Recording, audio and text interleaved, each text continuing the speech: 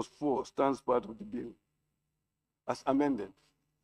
If we remember the amendment that we have done there, eventually we rescinded again in the evening and took that out. So there was no amendment.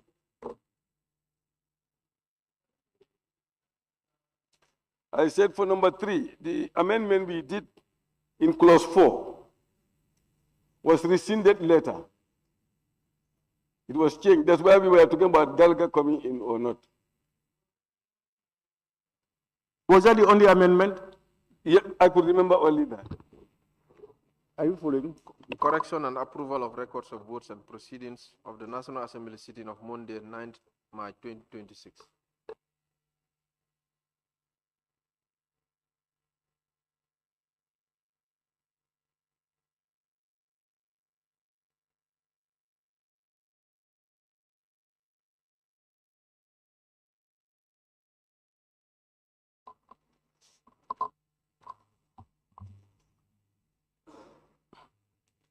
Good morning, honorable members.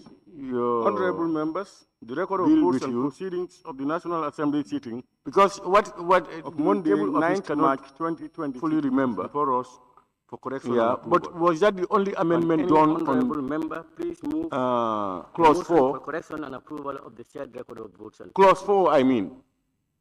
You know, clause 4, if I remember well, it was the issue of Galga. Included, honorable member for Nyamina West.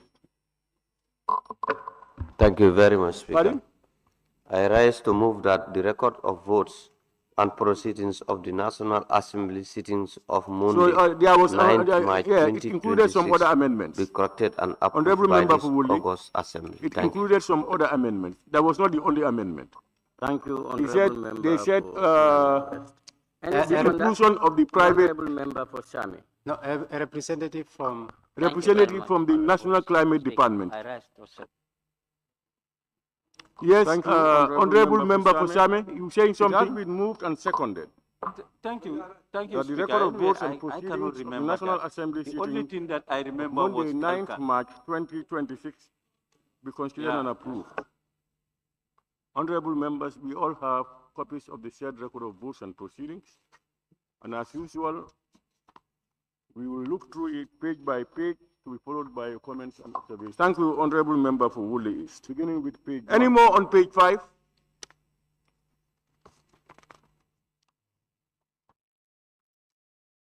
We move to page 6.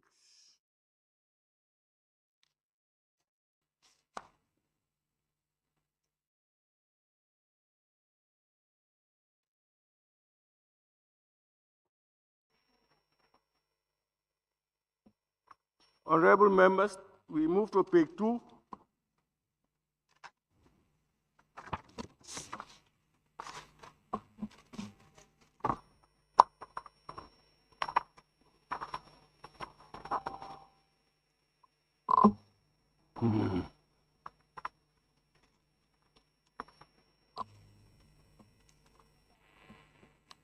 Honorable members, we now move to page 3.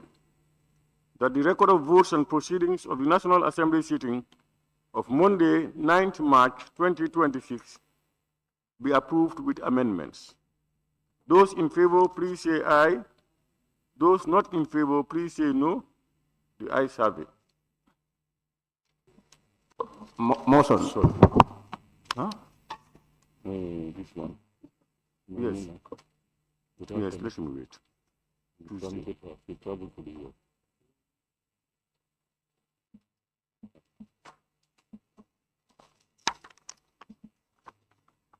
Honorable members, if you look at page 3, the last number, 58, Central, the following honorable members were absent Speaker, without I rise, permission.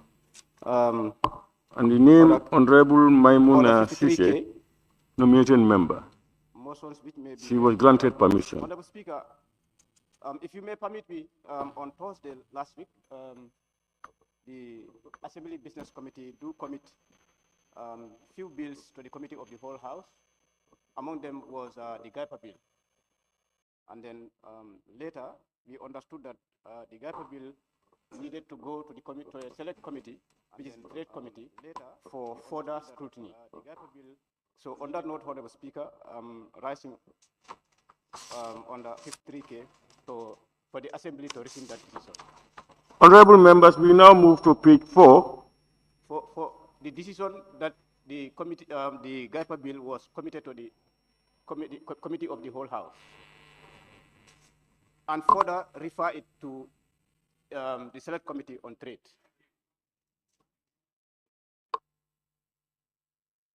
I get it clear. The GAIPA bill, honorable members, now move to page 5. Huh? Committee of the whole House. Woolies. Yes, thank you very much, Honorable Speaker. Honorable Speaker, if you look at on page 5, number 3, on the consideration, the ministry, it says question put and agreed to that clause 4 stands part of the need to bill be scrutinized. as amended. The amendments If we remember the amendment that we have done there, amendments eventually we rescind it again better scrutiny. in the evening. Honorable Speaker. And took that out, so there was no amendment. To learn. I said for number 3, the amendment we did Yes. in clause The bill 4 was, honorable, the bill was rescinded later. Committee of the whole Committee of the whole It was House. changed. That's why we were talking And then about when it Galga came to coming the in committee or of the not. whole House, Yes. what happened? Was that the only amendment? It doesn't go. Yeah, I could remember only The that. ministry needed to take. What was the Are you decision following? of the whole House? Don't tell me about the ministry. No, the bill. Yes. Allow him to learn, please. Now, yeah, but if he cannot, he will ask you. No, wait. Go ahead, please. I said on Thursday last week, the assembly. Yes. The bill was committed Yes. to the committee of the whole House Exactly. by the ABC. Exactly. Yeah, when it came to the committee of the whole House, what happened? Your Okay. There bill with you, we were not in order.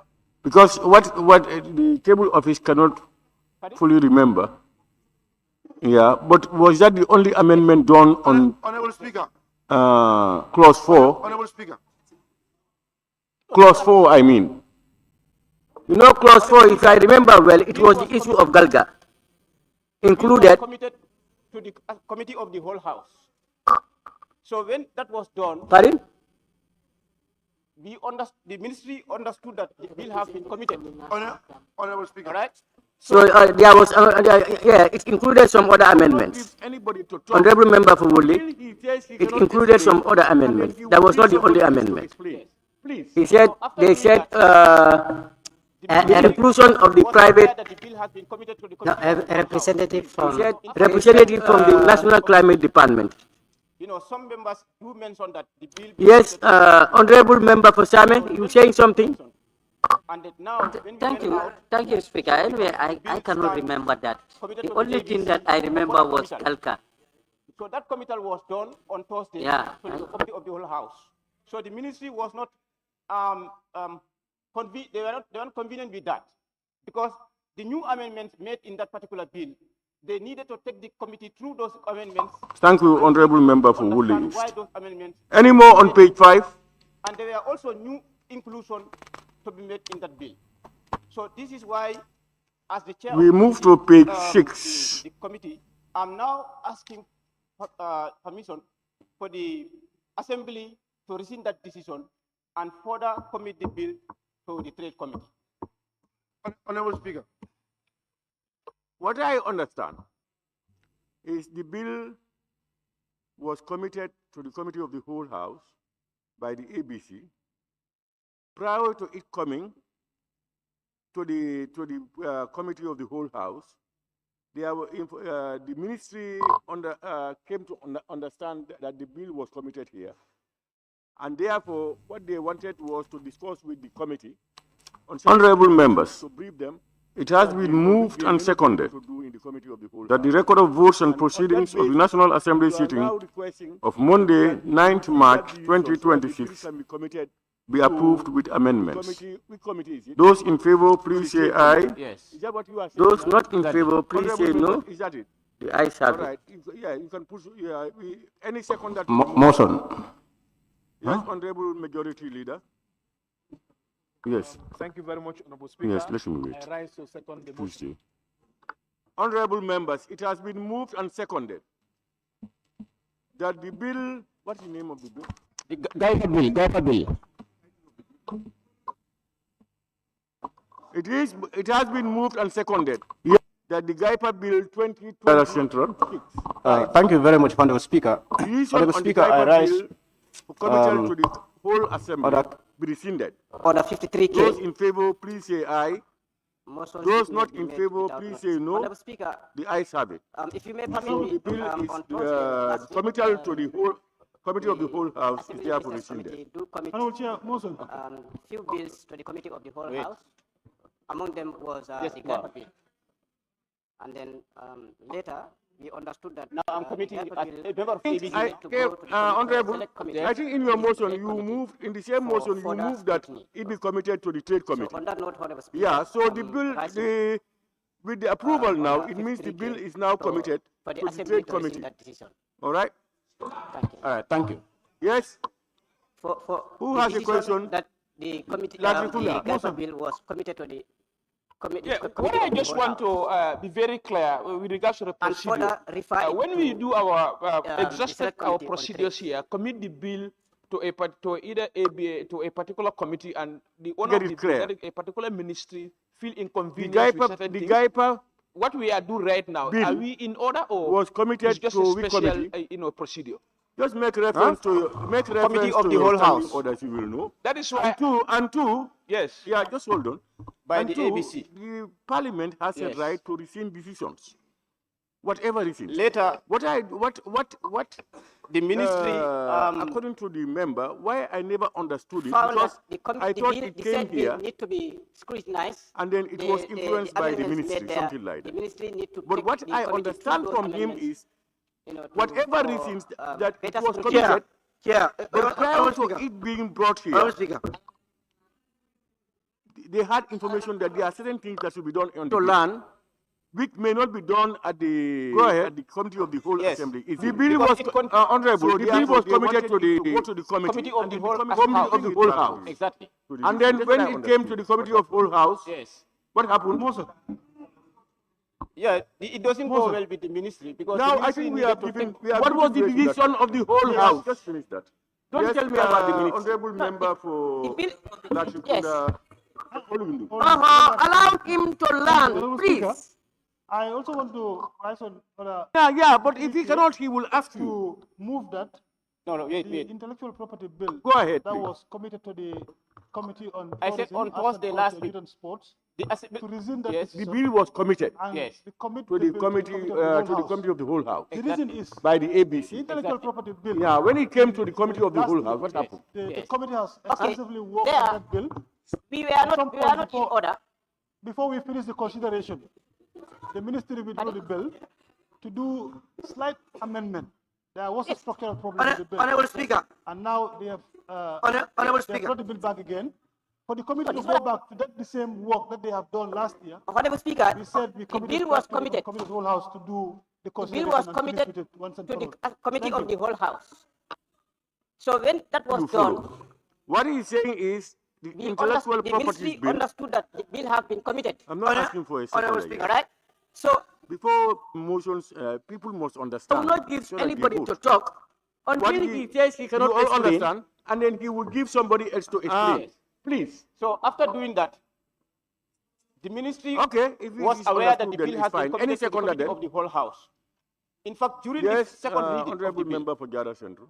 you know, some members No, mentioned Speaker, that the bill be motion committed to the seconded. committee of the whole house. So when that Honorable was mentioned, members, it has and been then moved now and when we seconded went out, so that the the intellectual bill properties stand bill committed to the ABC committed for further committal. to the So that committal was done on to the Thursday committee to the to committee the of the whole committee house. to the So tourism the ministry committee was not be rescinded and let it be they were not committed convenient with that to the because the new amendments made in that particular bill, they needed to Committee take of the the whole committee through those assembly. amendments and make the committee understand in why favor, those please amendments say were aye. necessitated. those not And in there were favor, also please new say no. inclusion to be made in The that ayes bill. have it. So So this the is why, bill, the intellectual as the chair of properties the committee, bills the committee, Division. I'm now asking permission for the assembly to rescind that decision and further commit the bill to Honorable, you better, let's try and behave. You even never said no. What I understand. Nobody said no, I heard. No way. You never said it. Honorable Speaker, you cannot confirm that. I've said no. By the no, but when you are saying it, fasting and loud for me to hear. I said no, and I said division. Let's follow the due process. They are not here to, you know, honorable members. Let me put the question. Those in favor, please say aye. And therefore, those not in favor, please say no. No. Committee. The ayes on certain key issues to brief them. Yeah, then those in favor they may not be able to do in the committee of the whole house. And on that basis, you are now requesting that you rescind that decision so that the bill can be committed to the committee. Which committee is it? To the trade committee. Yes. Is that what you are saying now? Exactly. Honorable members, is that it? All right. Yeah, you can push. Yeah, any seconder to the motion. Yes, Honorable Majority Leader. Thank you very much, Honorable Speaker. I rise to second the motion. Honorable members, it has been moved and seconded that the bill, what's the name of the bill? The Gaipa bill. It has been moved and seconded that the Gaipa bill 2026-5, the decision on the Gaipa bill for committal to the whole assembly be rescinded. Members, those against the motion, in favor, please say aye. Honorable members in favor, please say no. The ayes have it. So the bill is committal to the whole committee of the whole house is therefore rescinded. Honorable Chair, motion. Okay. Wait. Yes, Members, abstentions, raise your tax. Now I'm committing as a member of ABC. Honorable, yes. I think in your motion you moved, in the same motion you moved that it be committed to the trade committee. Yeah, so the bill, you know, the approval now, it means the bill is now committed. I don't know, honorable members. All right, I give you the results. I have thank you. Yes, and I hope you will help me solve. Who has a question? If I understand the motion. Is that what I just want to be very clear with regards to the procedure. When we do our exhausted our procedures here, commit the bill to either a particular committee, and the owner of the bill, that is a particular ministry, feel inconvenience with certain things. I am repeating what is what we are doing right now. Are we in order, or is just a special procedure? Just make reference to your standing orders. You will know. That is why. And two. Yes. Yeah, definitely. And two, I look at you, Parliament has a right to rescind decisions. I can be as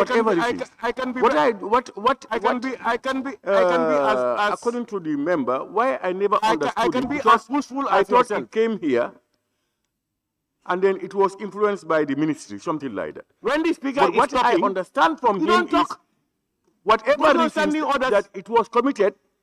But prior to it being brought here, if you want to do something, just raise your tag and keep quiet. They had information that there are certain things that should be done on the bill. Please. Which may not be done at the committee of the whole assembly easily. So therefore, they wanted it to go to the committee, and then the committee will bring it back. Let's maintain that. Otherwise, I will come back. I understood. If you want to, motion. I will come back on you. Now, I think we have given way to that one. Yes, I can tell you that. Yes, honorable member for Same, what I can say is, please, respect the care and respect the rules. Please, yes. All right, please. Honorable member, as I said, what I understood from the mover of the motion is that it has been worked on until later when there was to be some small amendments, according to him. It was taken. Now for the committee to come back and do the same work again is why he moved that motion. Is that what, have I understood you well? So I don't know the controversy in it, to be honest. But here are the results. No, I'm not asking comments from that. Those in favor, 25, 2-5. Those against, 11, 1-1. Abstention, 5. So the ayes have it. So the bill is committed. Is now committed to the committee of the whole assembly.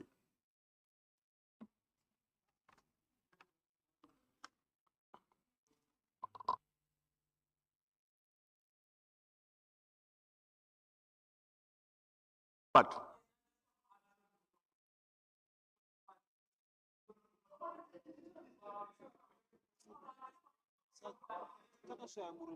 No, but is it on the bill? No, we are past that. Now, but it's small. As no, I did not say that. I was quoting him. Yeah, but that's what he said. That's why it was moved and seconded, and now it's true. No. That's not important. It's on that basis that you never voted for it. Others voted for it, so that is true. So, any more these things? Okay. Clerk, yeah, Lower Salum. Yes, Honorable Speaker. Honorable Speaker, thank you very much for giving me the floor. Intellectual properties bills. Division.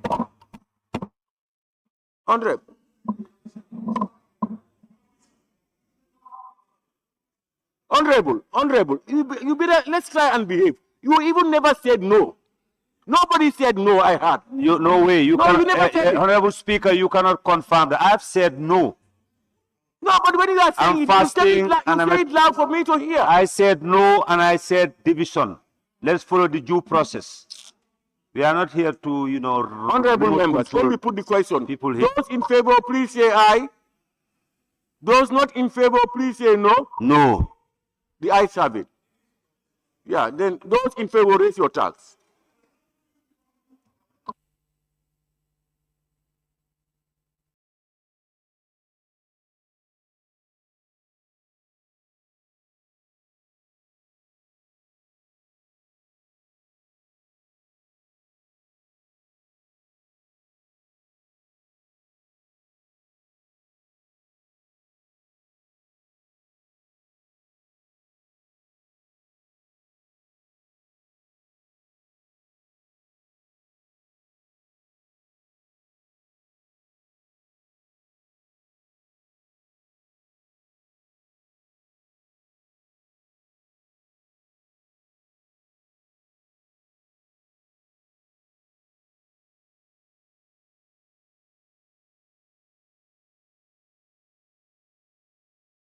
Members, those against the motion, raise your tax.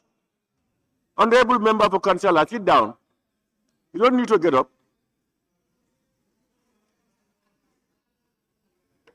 You've got it.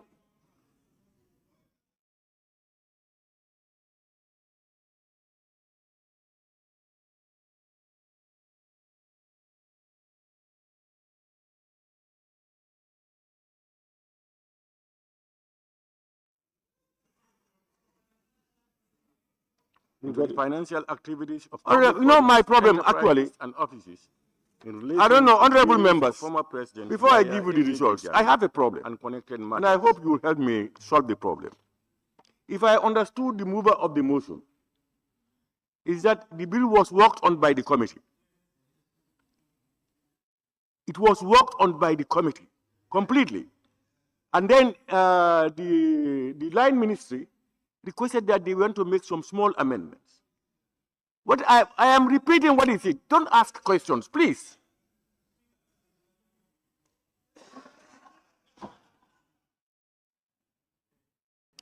Sammy, definitely, if I look at you, I tremble because I don't want to. I can be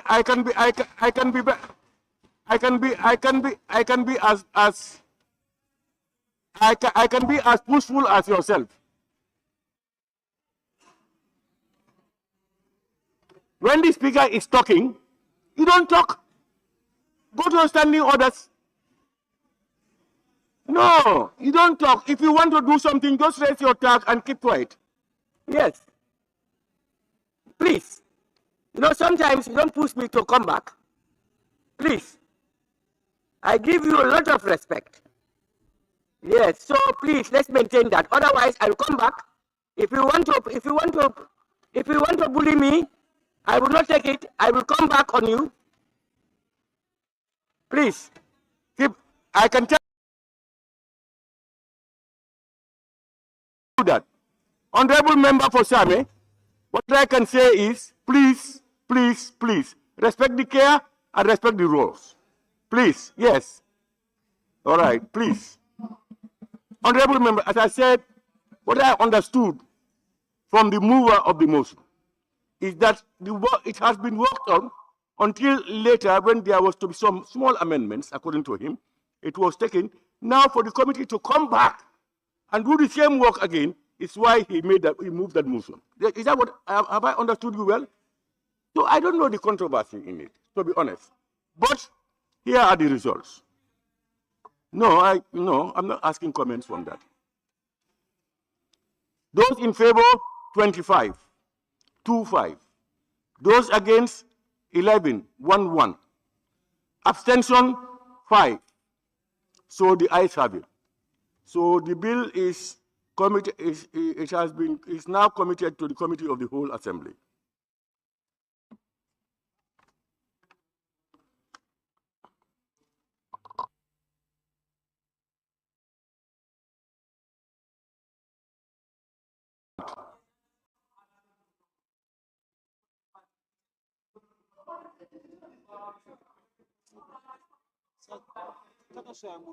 No, but is it on the bill?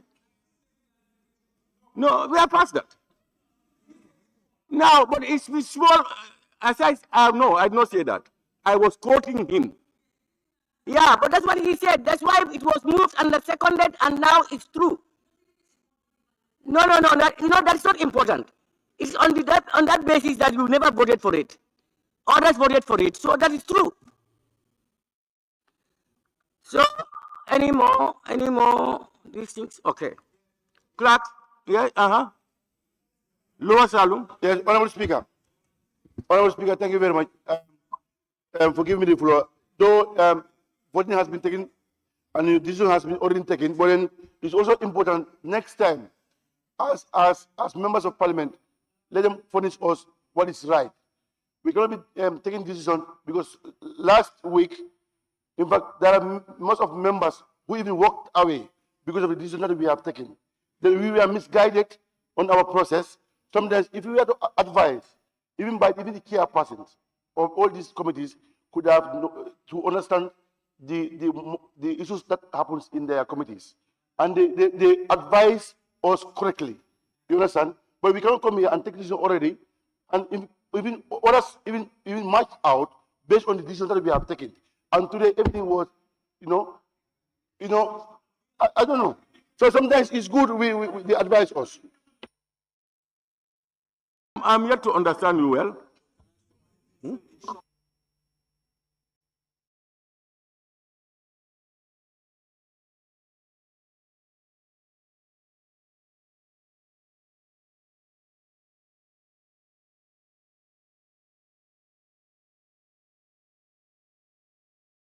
Include deficiencies in documentation, inconsistencies in valuation processes, challenges in asset preservation and record keeping, gaps in institutional coordination, and shortcomings in the management and reconciliation. Laying of papers and report of the Special Select Committee of the National Assembly established to inquire into the sale and disposal of the assets identified by the Commission of Inquiry into the financial activities of public bodies, enterprises, and offices as regards their dealing with former President Yahya A.J. Jammeh and connected matters by the Honorable Chairperson of the Special Select Committee. By this Honorable Assembly on Thank the you. 14th of May 2025.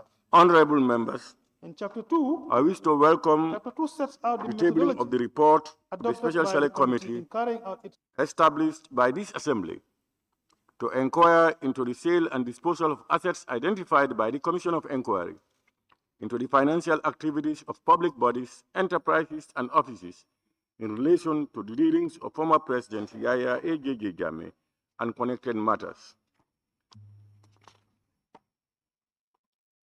This moment represents an important milestone in the exercise of the National Assembly's constitutional mandate of oversight and accountability.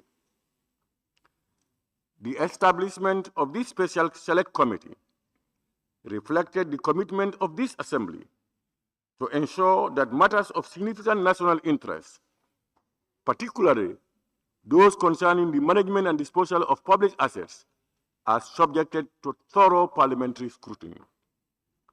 Honorable members, The work of this committee is rooted in the findings of the Ghana Commission, which was established to investigate the financial dealings of public institutions and the alleged misappropriation of state resources during the previous administration. The assets identified through that process were deemed to belong to the people of the Gambia, and therefore their management, sale, and disposal must meet the highest standards of transparency, legality, and public accountability.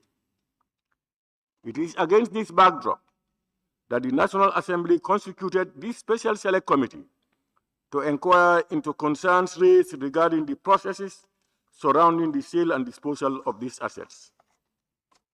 The committee was tasked with examining whether the procedures followed were consistent with the principles of good governance, due process, and the protection of public interest. Honorable members, I wish to commend the chairperson, honorable members, and staff of the committee for your dedication, diligence, and commitment in undertaking this important national assignment. Parliamentary inquiries of this nature require considerable effort, objectivity, and a strong sense of responsibility to the Gambian people. This you have proven yourselves. On that note, honorable members, may I now invite the honorable chairperson of the Select Committee to table his report. Honorable chairperson.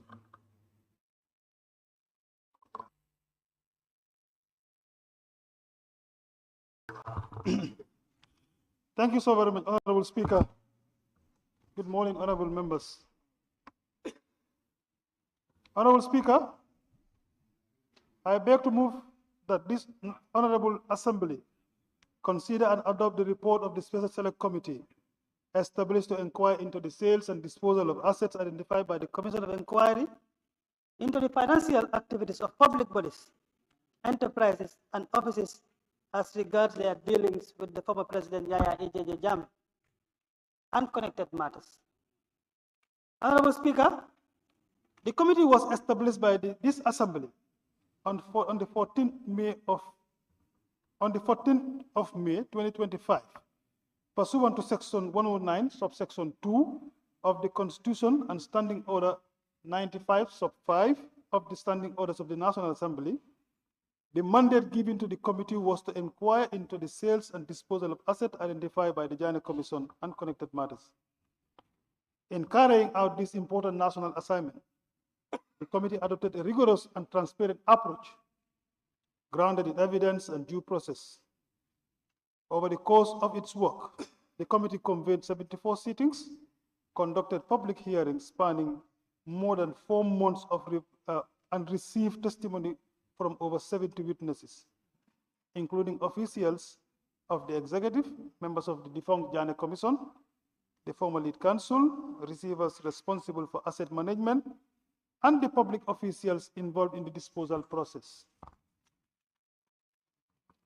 The committee also examined extensive documentary evidences obtained from various institutions, including the Ministry of Finance and Economic Affairs, the Ministry of Justice, the Central Bank of the Gambia Tourism Board, the Gambia Livestock Marketing Management Authority, and the Department of Lands and Survey, among others.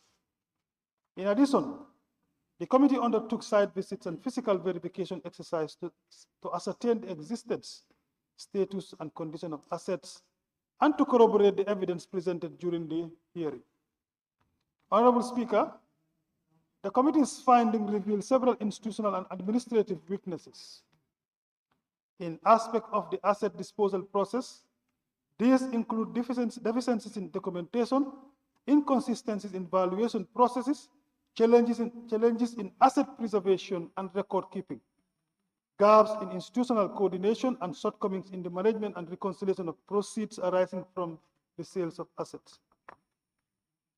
Honorable Speaker, with your permission, allow me to briefly highlight the structure of the report and the key issues addressed in each chapter. In Chapter 1, it provides the background and context of the inquiry, including the establishment of the Special Select Committee by this Honorable Assembly on the 14th of May 2025. In Chapter 2 sets out the methodology adopted by the committee in carrying out its work.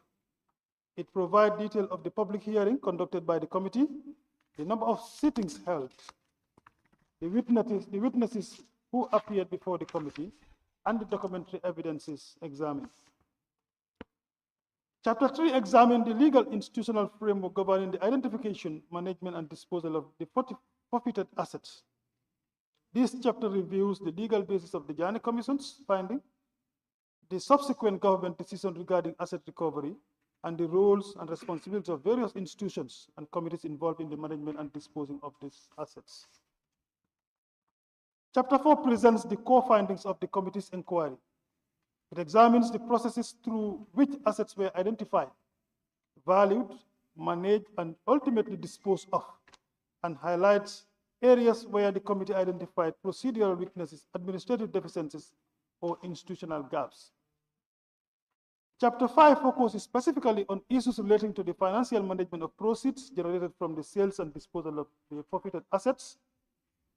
The chapter reviews the mechanism used for recording, remitting, and reconciling proceeds, and assess whether the relevant financial procedures were followed. Chapter 6 addresses instances where the committee encountered obstruction, interference, or misleading testimony during the inquiry. The chapter outlines the circumstances surrounding such incidents and the actions taken by the committee to protect the integrity and authority of the parliamentary proceeding. Chapter 7 sets out the conclusion reached by the committee based on the evidences presented during the inquiry. The chapter also presents a series of recommendations aimed at strengthening the legal, institutional, and administrative framework governing asset recovery and disposals in the Gambia. Honorable Speaker, the report further examined the transition from the investigative work of the Janneh Commission to the post-commission implementation phase, including the roles of the ministerial task force, the technical committee, and the receivers appointed to manage and dispose of the assets. Honorable Speaker, the committee has made comprehensive recommendations aimed at strengthening institutional accountability, improving the legal and administrative framework governing asset recovery and disposal, enhancing financial oversight, and preventing similar deficiencies in the future. These recommendations are presented at the end of each chapter of the report and are intended to guide the necessary reforms and corrective measures. Honorable Speaker, I want to emphasize that this inquiry goes beyond the examination of administrative process and institutional decision. It speaks to a broader national commitment to transparency, accountability, and the responsible stewardship of public resources. The assets that form the subject of this inquiry were forfeited to the states following the work of the Janneh Commission. Itself a landmark effort by the Republic to confront past abuses of public office and restore integrity to public administration. The manner in which such assets are subsequently managed and disposed of is therefore not merely a technical matter of governance. It is a test of our collective resolve to uphold the principle of justice, accountability, and the rule of law. Through this inquiry, the National Assembly has demonstrated the vital role that parliamentary oversight plays in safeguarding the public interest. The committee hopes that the lessons drawn from this process will contribute to strengthening our institutions and ensuring that the management of public assets is conducted with the highest standard of transparency, integrity, and accountability. Ultimately, the work reflected in this report forms part of a broader effort to deepen democratic governance in our country and to ensure that public power and public resources are always exercised in the service of the Gambian people. Honorable Speaker, therefore, or before concluding, the committee wishes to place on record its sincere appreciation to all those who contributed to the successful conduct of this inquiry. First, I extend my profound gratitude to the honorable members of the Special Select Committee for their guidance, for diligence, commitment, and professionalism throughout what was an extensive and demanding inquiry. The committee also expressed its deep appreciation to the Office of the Clerk of the National Assembly, whose administrative leadership and institutional support ensured the effective coordination of the work of the committee. Special recognition is equally due to the technical and professional staff of the National Assembly, including counsels, investigators, researchers, and secretariat staffs, whose expertise and dedication were instrumental in managing the hearing, analyzing evidences, and preparing the report. The committee further acknowledges the cooperation and support of key partner institutions, including the National Audit Office, the Gambia Police Force, and other public institutions that assisted the committee during its investigation. The committee also wishes to commend the media fraternity for their responsible coverage of the proceedings, which contributed significantly to ensuring transparency and public awareness of the inquiry. Finally, the committee expresses its appreciation to all witnesses who appeared before the committee and provided testimony, many of whom did so with candor and cooperation, thereby assisting the committee in establishing the facts necessary to fulfill its mandate. Honorable Speaker, on behalf of the Special Select Committee, I therefore commend this report to the Honorable Assembly and urge members to adopt its findings and recommendations in the interest of accountability, transparency, and good governance. I beg to move.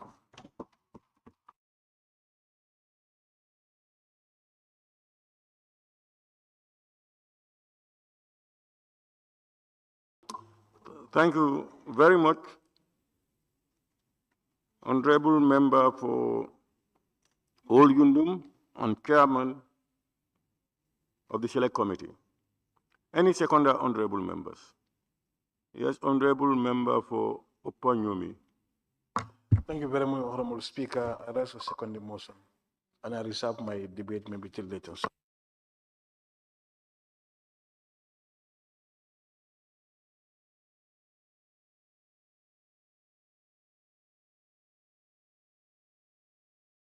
Honorable Speaker, motion.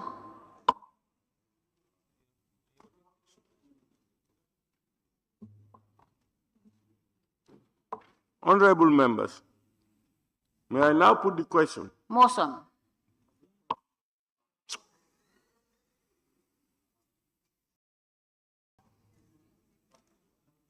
Honorable members, may I now put the question? It has been moved and seconded that this Honorable Assembly do consider the report of the Special Select Committee of the National Assembly established to inquire into the sale and disposal of the assets identified by the Commission of Inquiry into the financial activities of public bodies, enterprises, and offices as regards their dealings with former President Yahya A.J.J. Jammeh and connected matters. Those in favor, please say aye. Those not in favor, please say no. The ayes have it. Honorable members, I urge you all to approach the forthcoming debate with the seriousness, impartiality, and patriotism that such a matter demands. The credibility of democratic institutions depends on our collective willingness to confront difficult questions, examine past actions, and ensure that public resources are managed in a manner that serves the interests of the people. Parliamentary scrutiny is not merely a procedural requirement, it is a fundamental pillar of the democratic governance. As representatives of the people, we bear the responsibility to ensure that transparency prevails, accountability is upheld, and lessons are learned from the strengthening of public institutions. Honorable members, with this remark, may I once again thank the chairperson of the Special Select Committee for ably presenting the report to this Honorable Assembly, and thank all other members of the committee together with their technical staff. I now encourage all members to give it the careful consideration it deserves in the interest of justice, good governance, and the continued strengthening of our democracy. Honorable members, may I now Honorable members may now raise your task to participate in the debate. Yes, and now may we hear your motion? Yes, thank you, Honorable Speaker. Motion on 53C, motion which may be made without a notice. And C, a motion for adjournment of debate. 53K, rather.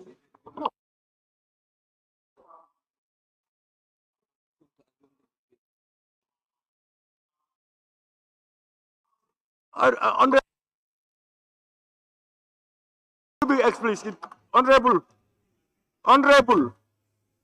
please, Honorable, stop side talks. Can you tell us what your motion is, please? Be explicit.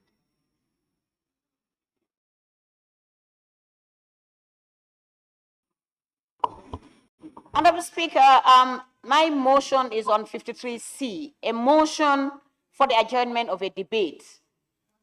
I am requesting for the Parliament to consider adjourning this debate, given consideration to the bulkness of the document, which were put in our pigeonholes on Thursday, meaning Friday, Saturday, Sunday, we were not here, and we only had access to this document on Monday, yesterday. And when this is a national document in a sense that it is of importance to the entire nation, so justice should be given to this document so that all honorable members can go through this and then see how best we can consider and give it a justice. Thank you. Honorable members, you've heard the motion. Any seconder to the motion? Honorable Minority Leader and member for Bikama North.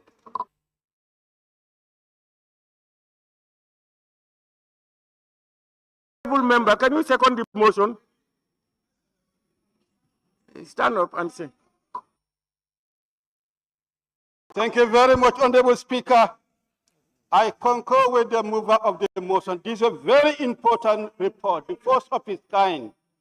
Therefore, we need time to thoroughly scrutinize the report, digest it, and then debate on it thoroughly.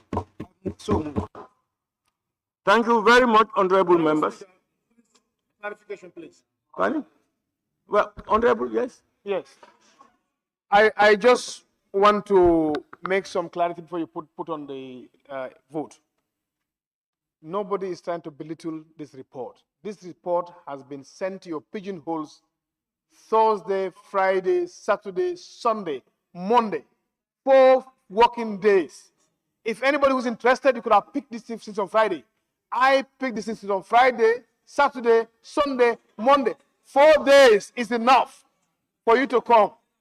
So basically, Honorable Speaker, what the assertion they are given is unsubstantiated. This report has been distributed. Point of order. On Friday. Point of order. Saturday. Point Sunday, of order. And honorable. So I beg to differ with the honorable. Honorable members. A motion has been tabled, and the motion is seconded. If members can make a decision, because it was clearly stated by the mover, the purpose of her motion. Now, based on that, you can take a decision. Now, I am putting the question. It has been moved and seconded that the debate on this report be suspended until further notice. Those in favor, please say aye. Honorable Speaker. Those not in favor, please say no. Honorable Speaker. Honorable Speaker, can I raise my chairman to answer something. I want to. Yes. Yes, of course. Honorable Speaker, I wanted to ask a question. And I think this question is better answered by all of us together. Now, when we defer the debate on the report today, when are we debating on the report? Again, because we need to confirm them. That will be determined by the ABC. Honorable members, those in favor, once again say aye. Those against say no.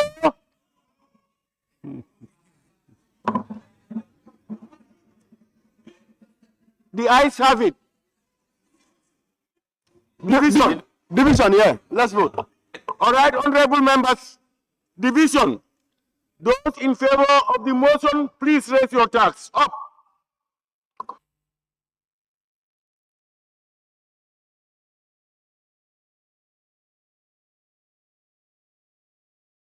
Honorable member for Councillor, please.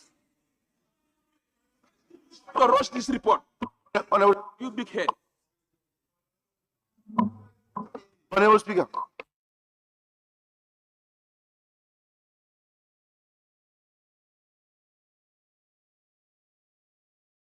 That is definitely that is not good enough. You cannot tell your worker, do right. Has he done wrong? No, please, don't stop. Let's stop those type of things. Let's not humiliate people. Have you counted? Honorable members, those against the motion, raise your tax.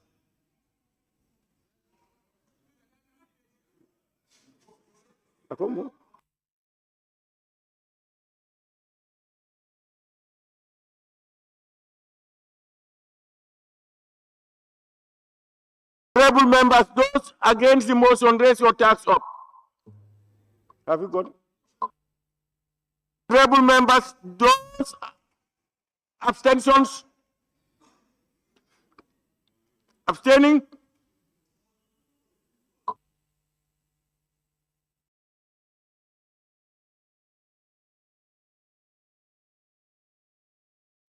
Honorable members, the results of the vote. Honorable Speaker. Honorable member for Kiang West, can we please listen? Please.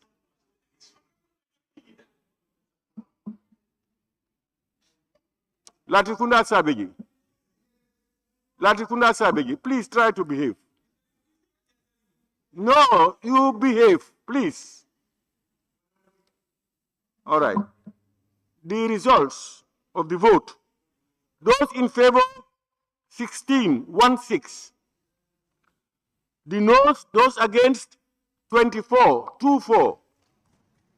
Abstention, 0. So the noes have it. Honorable Speaker. Honorable Speaker. Honorable Speaker. Yes. Honorable Speaker, thank you very much for giving me the floor. Yes, Honorable Speaker, you see, we cannot take this as an excuse because Thursday, this document was shared. In fact, soft copy was sent. No, wait, no.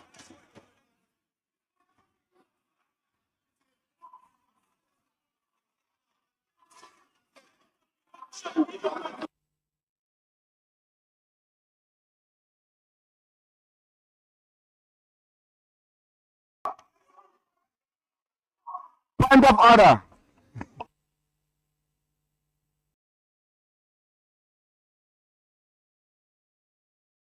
Expressing my surprise because no member should strangulate any other member from expressing an opinion. Point of order. When somebody expresses an opinion, honorable, minority, please. When somebody expresses an opinion that you think is not correct, when he's ready, take permission and you put him down. If you think it's not in order, stand up to a point of order. But no member, honorable, please, no member should shout on another member after the member has been given the ground to talk. If I give you minority, if I give you the floor, no member should stand and shout on you.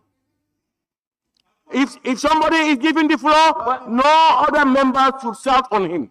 If you think, honorable, please, I'm talking, please. Please, I am talking. If you think the person is not doing right or is against the law, stand up to a point of order. If you think what he is saying is not the truth, when he is ready, come with your truth. But let's avoid shouting on each other, because you cannot prevent another member from expressing his or her opinion after he or she has been given the floor. Let's note that, please. Otherwise, we just waste time. Honorable, somebody was standing to a point of order. Yes, Honorable Speaker, if he has something to say, he should rise on a point of order. So the division has been made. That is not a point of order. Sit down. That's not a point of order. That is not a point of order. You see, it's the speaker who grants permission. What is unfair?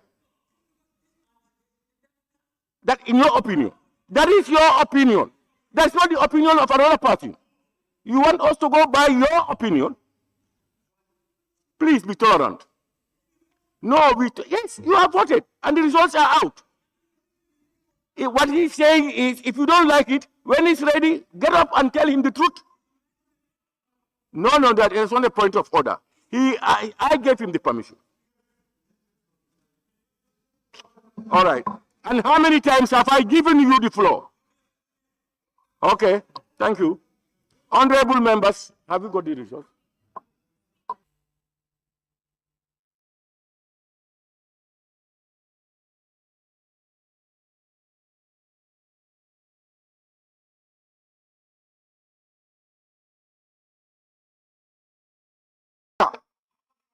Honorable member for Salimentary, what is it? Is it a point of order, or you are rising on a motion, or what?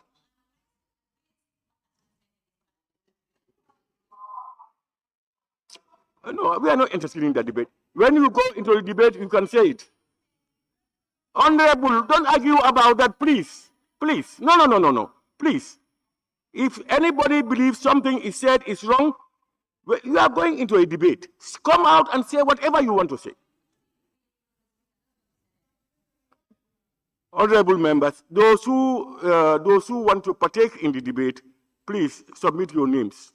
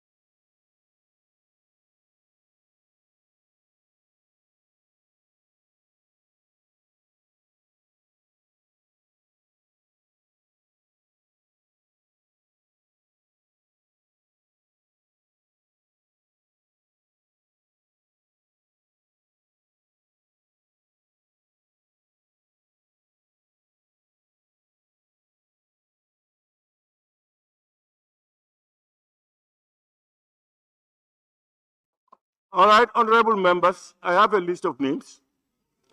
Number one is Latrikunda Sabegi. Thank you very much, Honorable Speaker. Honorable Speaker, for the sake of accountability and transparency, I am unable and inconvenienced to effectively debate about this report. This report is 324 pages. According to the chairman of the committee, 74 sittings from 70 witnesses, all embedded in evidence and due processes. Therefore, I am unable and inconvenienced to debate about this report, and I'm still insisting this report should not be debated today. Thank you. Thank you very much, honorable member for Latrikunda Sabegi. I now invite the honorable member for Woolly East.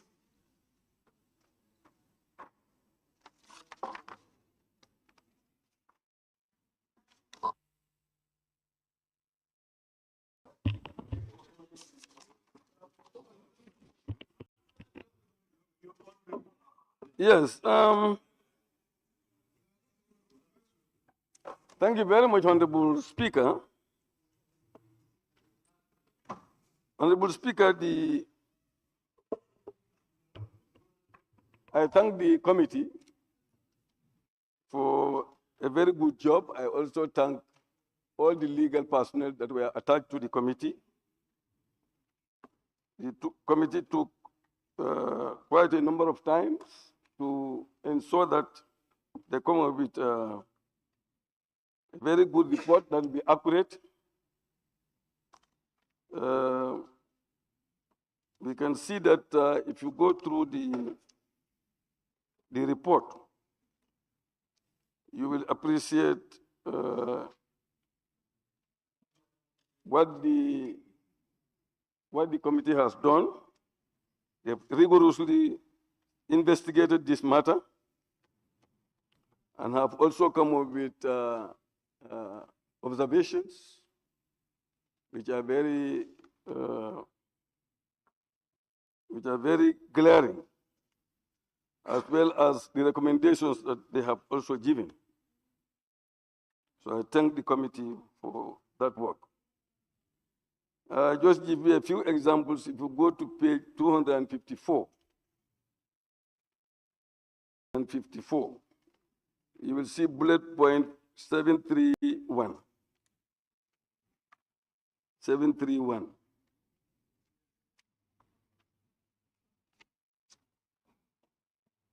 Yes. Honorable Speaker, 731, the opening balance as at 1st January 2020, which is dealing with the receiver trustee for the year 2020, page 254. The opening balance as at 1st January 2020 was $94,216,183.99, being the turnover from 2019 funds that were received from the sale and trusteeship of the former president's assets. This again indicates that the receiver trustee did not transfer the entire funds as required. And if you go to the recommendation, it is clearly put the efforts that should be done to ensure that this is addressed. Why do you have the recommendation? You go to the, I'm not giving you the recommendation. The recommendations are there. Yeah. So, Honorable Speaker, also, if you go to page 254 again, you will see that bullet point 732, the findings there are that the receiver withheld funds instead of transferring them to the designated central bank account. And the closing balance in 2020 was 16,912,970.07. So it shows that there needs to be more investigation to ascertain where the rest of the money is. Honorable Speaker, on page 266, if you go to 266, just few examples.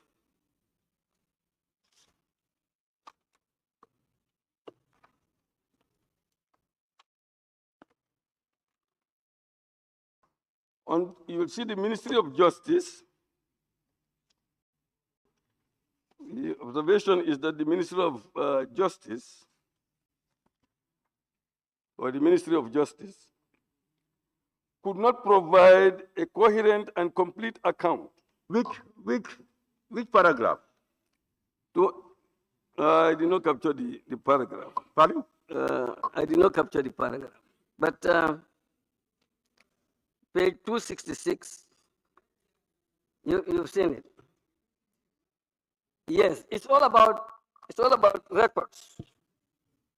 That the ministry could not provide coherent and complete account because it does not provide certain information because of poor record keeping. That is the main issue there. We have a ministry that is responsible for some of these records, but we've discovered that they could not provide coherent records of some of the issues that we are looking for. And if you go to 268, page 268 as well, page 268, And there's, the same issue is there. The Registrar General also, Registrar General's office also could not provide coherent records, which means the record keeping is a serious problem in the administration.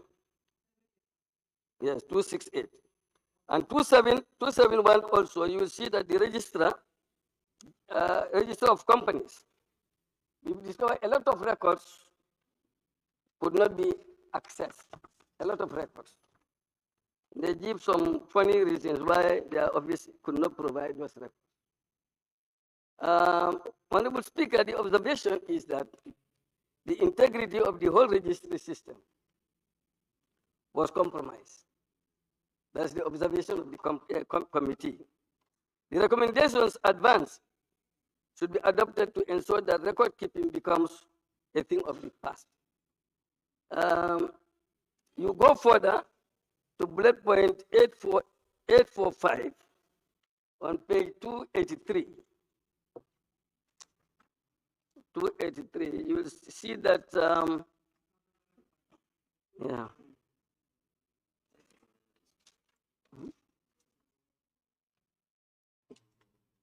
Yes, you will see that that is in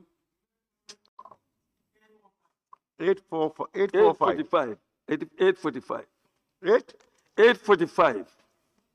35. Yes, the committee finds that the board's record keeping practices are profoundly inadequate.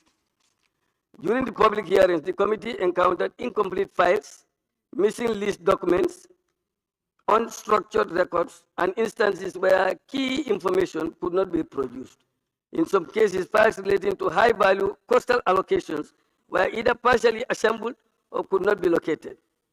So, as you can see, relevant record keeping during this period, the committee discovered that based on the difficulties they have encountered while they immediately come to power, they could not actually coordinate.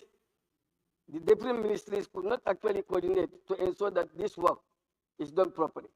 So the recommendations that are embedded here, I believe are quite adequate, and this committee should actually adopt this to ensure that we correct all those anomalies, to ensure that this government moves smoothly, to ensure that all the, for example, all the files in the company, you go to the registers of companies.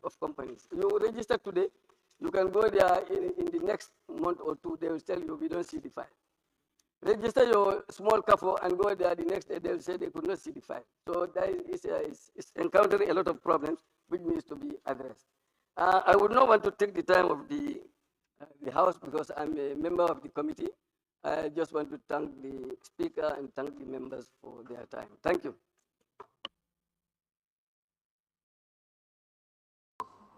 Thank you very much, Honorable Member for Woolly East.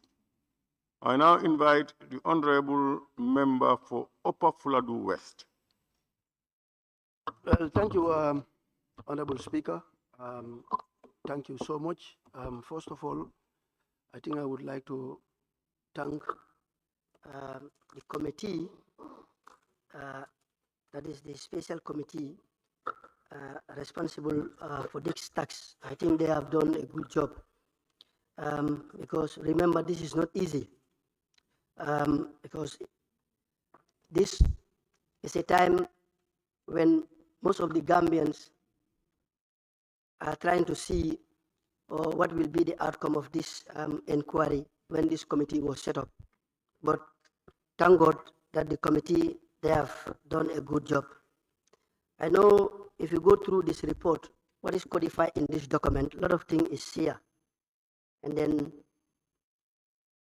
if you want to talk about everything in this document, it will be very, very difficult.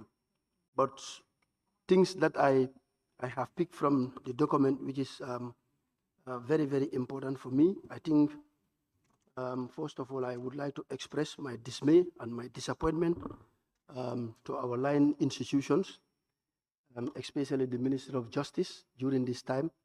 the Ministry of Finance and the Ministry of Agriculture, because I believe that when these line ministries did their job effectively and accurately, where we are today, we may not reach to this point. Because remember, these are institutions in these countries that are working independently without the interference of the executive. So if you go through this report and what the committee have done, the work that they have done, you will come to realize that there was institutional weaknesses, just as I said, from the Ministry of Justice, Ministry of Finance, and then Ministry of Agriculture. Honorable Speaker, like if you open page 28, which talks about wildlife and livestock. So the report, like the committee considered it necessary, that is page 28, 86.86, page 28, 86. The committee considered it necessary to preface its reports on the categories of asset by noting that the Commission did not provide a comprehensive report on livestock, as a stand-alone class of assets. And then what this report is telling you, there is no comprehensive report that can tell you exactly this is the total number of livestock that were sold. So the institution responsible for that, selling this livestock, is it Gilma? I don't know, GLMA. Gilma is the one responsible for the sales of this livestock, but that Gilma is under the Ministry of Agriculture. So that is why I said, when things falls apart, when people are to blame Gilma at that particular point in time, for me, I am going to blame the Ministry of Agriculture, because this is the line ministry that is responsible for all those things. And there was an order passed from the High Court that when these livestock are to be sold, when people are to buy these animals belonging to the former President Jammeh, all these things should be inventorized. The total number of animals, like the number of cows that he has, other animals, should all be documented. And these people, they went on to sell these animals without even getting the order from the High Court. But they were notified that this order was given from the High Court. But for them, they went to sell these things. That's why I said Gilma acted without getting order from the High Court. They just start selling these animals. And then if you go through the document, though I don't sell animals, but it can tell you that definitely the way and the manner that some of these animals were sold were done deliberately by the people responsible for the sales of these animals. And secondly, if you look at the way... Honorable Speaker, point of correction, if he allows me. Yeah. Yes, okay. Yes, Honorable Speaker, I think we just need to help one another here, because the Honorable Member is saying that Gilma was selling these animals without any order from the court. In fact, the evidence that was before us as a committee, Gilma never sold anything. In fact, Gilma was actually assisting in the tagging of the animals in Canada and other places, but Gilma was not engaged in the selling of any animal. I just want to correct my colleague here.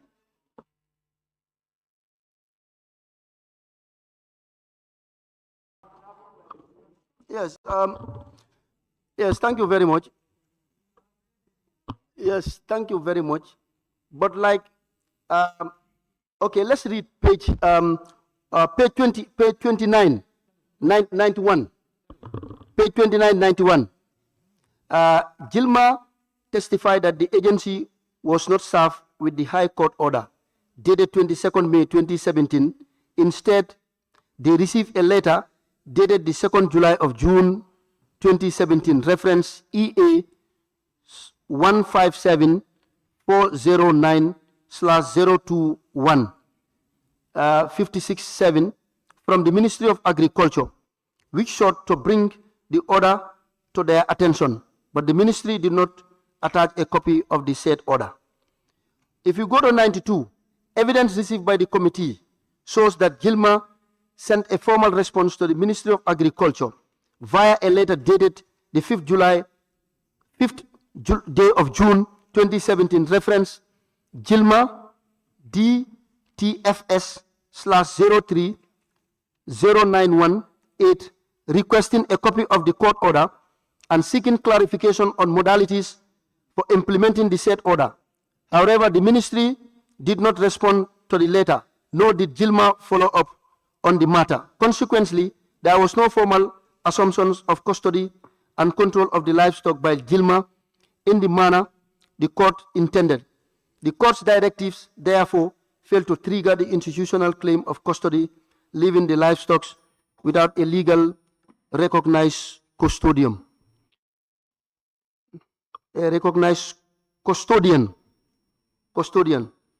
Okay, if you come to 97, the evidence received by the committee indicates that the total number of livestock was neither stated nor estimated in the suit filed against the former President Supra.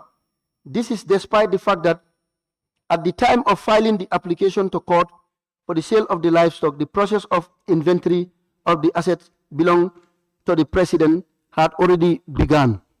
Okay, thank you very much, Honorable Mulbo. As the Englishman says, no man is infallible. The moment you drink water, sometimes you can make error. But from what I understand on this context, like Gilmer helped them to do the tagging and the valuation of those animals. But in the process, I think Gilmer is an entity or is an institution under the Ministry of Agriculture. So this is what I'm saying. When things fall apart, people will point finger at Gilmer and Ministry of Agriculture. But it's under the same line ministry. So that is why I said the blame goes to the Ministry of Agriculture, because they failed to act according to what the law have guided them to do. They failed to do that. So it's what I'm talking about. Now, okay, we move, Honorable Speaker, with your permission, we can also move to page 272. Let's move to page 272. Sorry for taking your time. Page 272. Okay. Page 272, that is 800. The committee finds that the Ministry of Finance did not take a major role in matters relating to the commission and the subsequent handling of assets and proceeds. The absence of ministry's institutional oversight and technical input was evident throughout several aspects of the process. The committee is of the view that the involvement of the ministry, particularly at the policy level, would likely have mitigated many of the abnormalities later observed in asset management, financial traceability, and accountability of proceeds. So, Honorable Speaker, this shows you that there was another big lapses from the Ministry of Finance, and then Ministry of Finance, Ministry of Justice, and then Ministry of Agriculture. These three-line ministries, they are the most important ministries when this Commission of Inquiry was set up during that time in 2027. So when these ministries, three-line ministries, when they fail to perform as expected, obviously these are some of the things we expect to see as a country.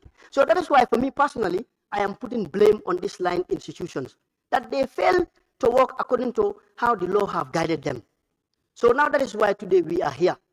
We will start pointing finger at each other. We will start blame to each other. We will start, blaming each other. But it's true. People can have differences in our opinion. Or some may not support the former President Jammeh because of A or B. But you cannot rule out that after being in power for 22 years, all the assets belong to Jammeh were sold. Even a single was not left for Jammeh. But for me, that's not fair. That's not fair for me. That's the way I see things. So, Honorable Speaker, for me, definitely, if I am to blame, I am going to blame these three-line ministries as far as this report is concerned. Without taking much of your time, and then we are in Ramadan, I have to thank the committee once again for doing a good job. This is not easy. It's one of the most important job that they have undertaken as far as this parliament is concerned. And then before I throw the curtain, I want to say something. That is, Gambians are watching these proceedings, what is happening at the National Assembly. But, Honorable Speaker, I would like you to understand that there is a feeling that I have as I am talking to Gambians, that as far as this issue is concerned, because we are talking to Gambians, you know, in the language that majority of the Gambians cannot understand what is happening in these chambers. So I think it is very, very important for this parliament to come up with something when proceedings are taking place at the National Assembly. We can talk to our people in our own local languages so that they can understand what is happening here. This is very important. Thank you very much. I beg to take my seat.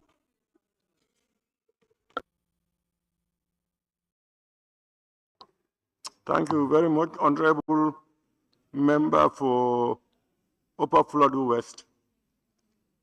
I now invite the Honorable Member for Lower Saloum.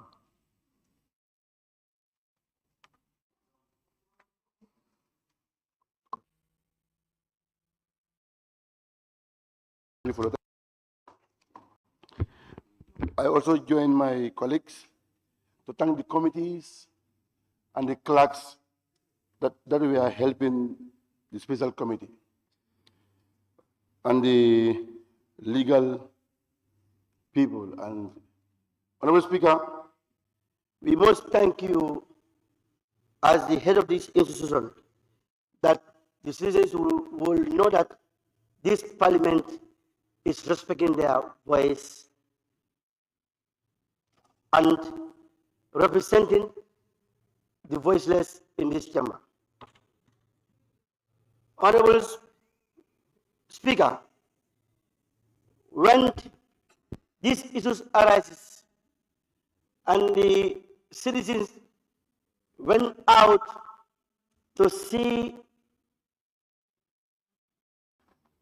what is happening in former president's assets.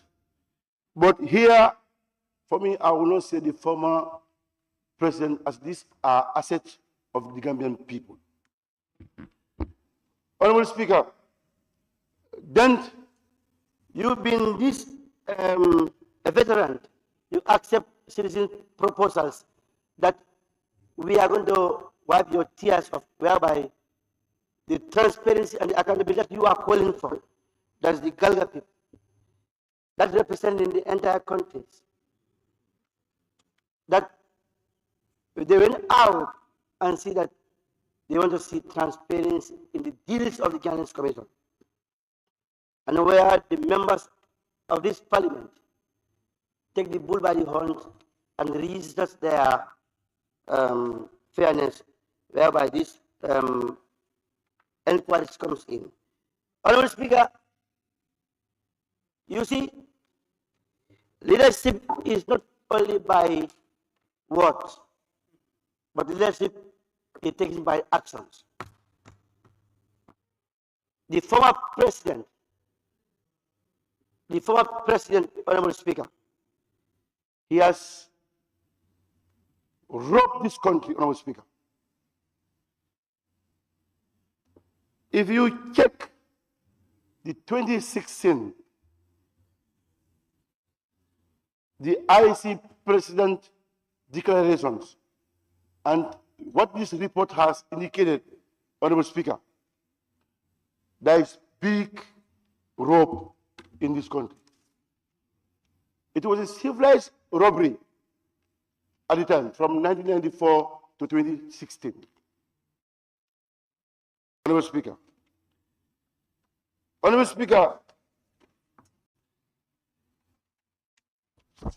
I just get a document with a senior man, Honorable Samba Jallow, that requests a document from the IEC, and that we have consulted ourselves. We can't read the entire document, but we will just pick the relevant thing that people might wants to know, Honorable Speaker. In this, the electoral elections, if you want to contest in elections, they require a declarations of your assets and properties. That will help them to assess your competence in office, where corruptions after your tenure can be accounted for. Honorable Speaker, in this document, that is the IEC, the order for provisions of asset declaration form that was signed by the IEC chairman. Honorable Speaker,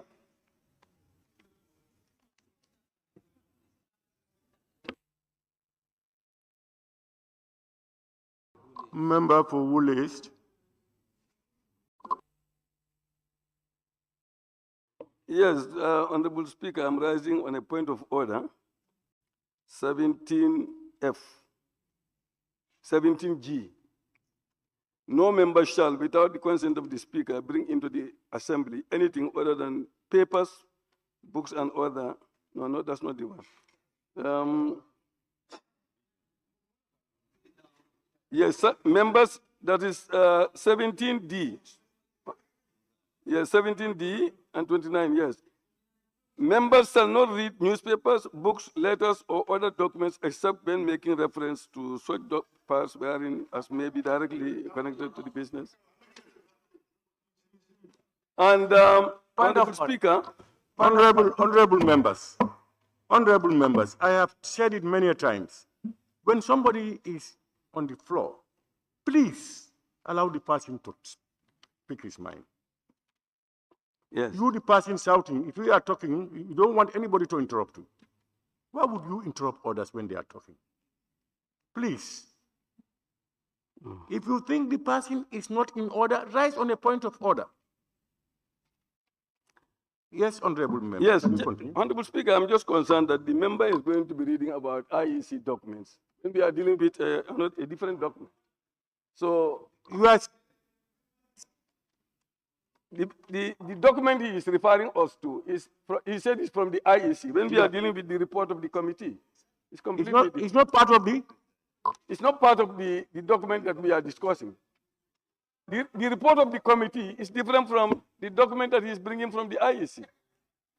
But it's not. You can make reference to a document that's not presented to you. From the IEC, different from our. You can make even a document. You can make reference to a newspaper, to another thing. You can make references. Point of order. Point of order. Okay. Yes, you are on my point of order again. Yes, 29(1), on 1, which says every member shall restrict his or her observations to the subject under discussion.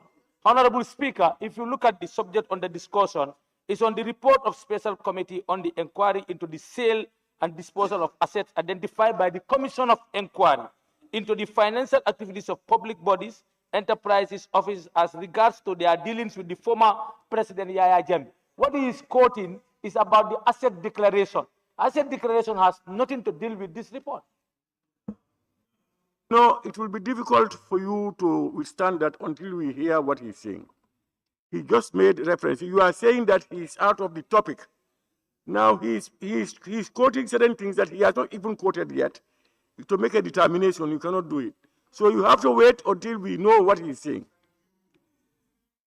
No, he's reading the IEC reference may have something to do with what is in the document. So until that is sorted out, we cannot say otherwise. Honorable, you don't preempt somebody. When he goes out of the order by his presentation, we will know and then we will put him to order.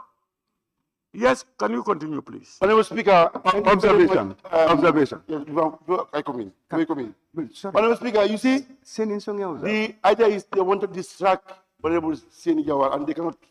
And I'm surprised the member of the select committee, this is evidence that was collected from the committee on this asset declaration in 2016 presidential elections. that shows that the asset that he has, the bank account that he has, it was evidence. So this is why I'm surprised if in fact a member of this committee is making object to this document. And it's an evidence that they gave us, in fact, Honourable Speaker. You understand? So then the committee, you failed us then of not putting what we put you there in that committees. You failed us because it's evidence from you. Honourable Speaker, let me continue. Address me. Address me. Yes. Don't address him. Address me. Yes, I'll address you. That he failed us because we trust him and put him there. So the evidence that are gathered is supposed to be your disposal as a member. Then you fail us. Can I continue, Honourable Speaker? Honourable Speaker, these are the properties as make it on a declaration. The properties that he declared at the time. Then, if citizens said looted assets, then the former president. Point of order, Honourable Speaker. Point of order. Yes, may I hear your point of order, Member for Serekunda? That's 29.5. No member shall impute improper motives to any other member. The member for Lower Salem is imputing improper motive on the member for Woolley by saying that he failed us. So I would want him to withdraw that statement, because whosoever reads this report will know that the committee have done a very good job. So how can he fail them? Withdraw. There is no imputation in that fact. And the honorable member himself is here to state if that is so. What the man is commenting on what has happened to put him to order. That's what he had commented on. Can we allow him to continue, please? Honourable Speaker. Honourable Speaker, it's not normal, and what he said, is not the ruling. So this is what you were stressing on yesterday. So when we rise to speak... Honourable, I gave you the floor to talk. You said you stood on a point of order, and it's out of order. What do you want? To you, in particular, what he said is quite in order. And you have made several remarks of those natures yourself. Please, continue. Honourable Speaker, what I said is that it's an evidence that was even submitted to the committee, and he is not aware as a member. This is why I said you are assigned to do a job that you, even yourself, the evidence that are gathered, you don't know it. This is why I said he failed us. Honourable Speaker, let me continue. The properties that was declared at the time, Honourable Speaker, in my records and the evidence that was gathered, the lease documents, the lease properties and freehold and properties, the total is 32 from 1994 to date, that's 2016, Honourable Speaker.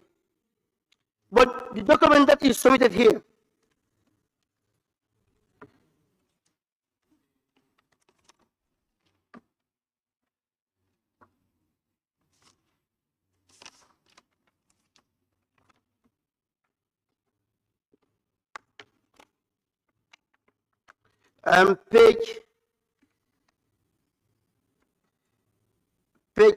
from page 137 to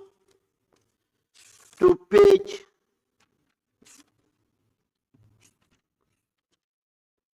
143. The total properties that I have is, Honourable Speaker, the total that I have 236 properties. Then 2 properties outside the country, that's United States and Saudi. In his declarations, he declared only 32 properties. Then the submission of the former president doesn't even allow him to contest the 2016 elections, Honourable Speaker. And he gave in various regions. In West Coast, Banjul, Kanifing, and LRR, Central Bank, North Bank, and URR. These are the properties that he listed. But in the findings of the committees, it's about 236 properties. But in his submissions, only 32. Means the last 200 is not declared in the IC form. Honorable Speaker, the bank accounts that I set my eye on this, honorable member. Yes. It would seem as you are trading a little bit outside order. We are not looking into how he got his assets. What we are looking at is whatever assets he had, legal or illegal, how it was disposed of. Yes. So we are now after how those assets were disposed of. The legality of the assets. Yeah, what I'm saying is the legality, you're making comparisons as to what he declared and what he finally had.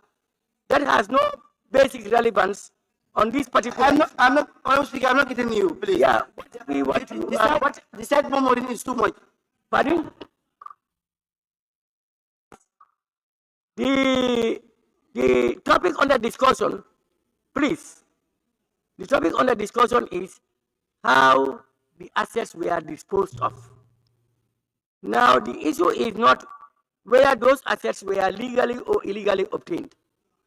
No, what we are saying, what is being discussed is how were those assets disposed of.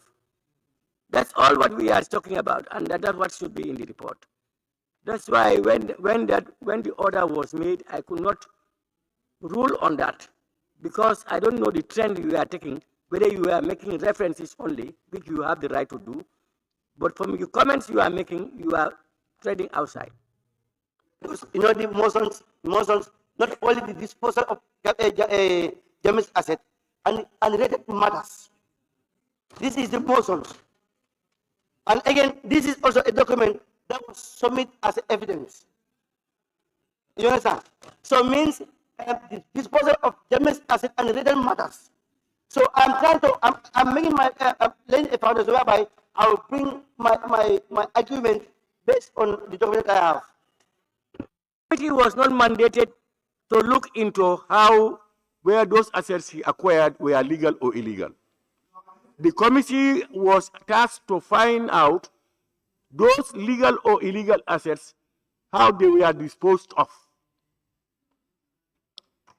So the acquisition has no bearing. Legally obtained or legally obtained, the disposal is what is key now. Speaker, observation. Yes, okay.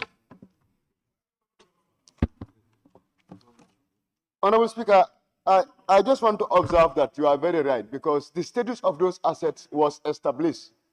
As at the time of the commission, the assets were already forfeited to the state, which means it was established that the ex-president does not have the wherewithal within legal means to acquire those assets. And the honorable member is right because the document he is pointing to is part of our investigation. Thank you. You may proceed. Be part of the investigation. It may be relevant or irrelevant. But what we are saying is the mandate of the committee, as you rightly said, is to concentrate on the disposal of those assets. The acquisition has been determined by the commission. So we are not after that. But what we are after is whether those are legally owned or illegally owned, how were they disposed of? Can you go ahead, please? Speaker. You want to say something? Yes, honorable member for Central Badibu. I just want to stress that the document before us is a compilation of the report made by the committee, and we tasked the committee on the sales and disposals of the former president's properties and the related matters. Now, if he has any other supplementary from the committee, but he should speak to the document to say that the president was not qualified to contest for 2016. All that. So that's not the issue. The issue is let's speak to the document. Yeah, I have made a ruling on that one. That one is they are relevant. It is a little out of order for him to do that. Can you continue, please? Yes, Honorable Speaker. I don't think anywhere in my interview I talked about the legality and not illegality. I didn't say so. I was just trying to reference the document that I have and which was evidence that was submitted to the committee. And I'm trying to reference in this document at the same time on the report. You understand? The total properties that I have that was registered.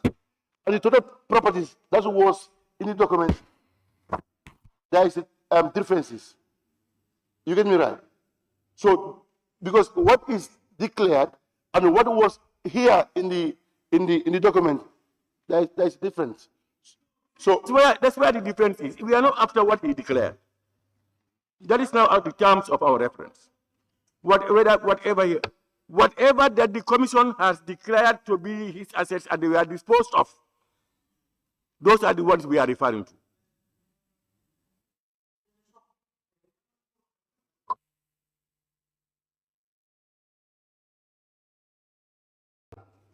Honorable Speaker, I think if you allow me to debate on what I have, that will be because the member for Central Party will just want to distract the House.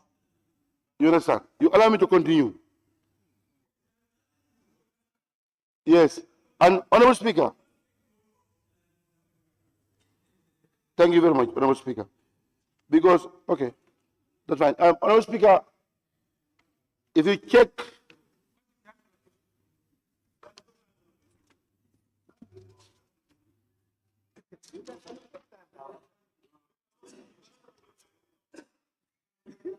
page 30. Honorable Speaker, the total amount of livestock, Honorable Speaker, that is cattle in Kanilai, that's around 634. Horses are 8, zebras are 9, hyenas are 7. The page. That's page 31.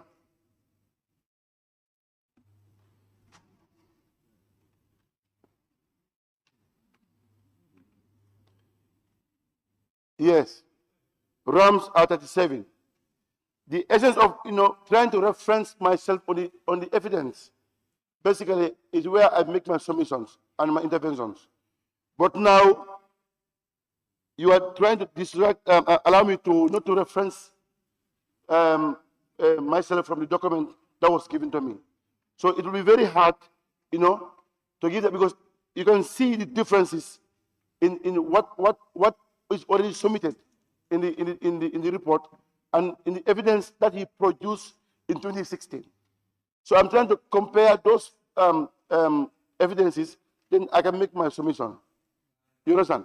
But if you restrict me only on the document, the reason why the committee got these all evidences, they have evidences on their table. So they extract those evidences through that are submitted, then they give us this report. So I'm trying to now to compare the two documents with me. But if you restrict me only on the books, Honorable, I am not restricting you, and you can make your comparisons as much as you can. But what we said you cannot do is to tell us whether those assets were legally or illegally acquired.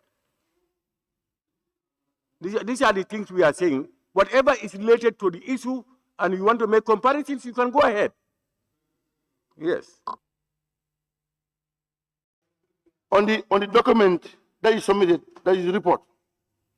If you check the livestock, the horses the former president has is 75.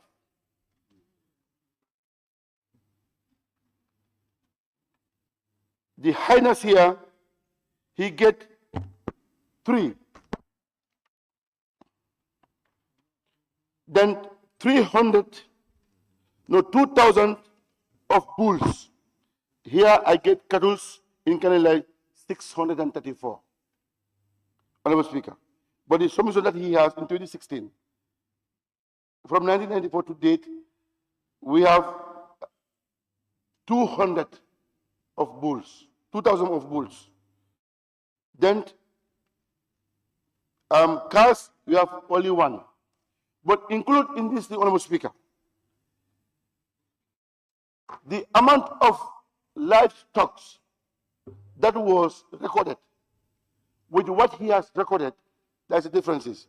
And I want the committee, it is that these differences, they are the evidence that was recorded during the inventory when it was the former president buy these livestock.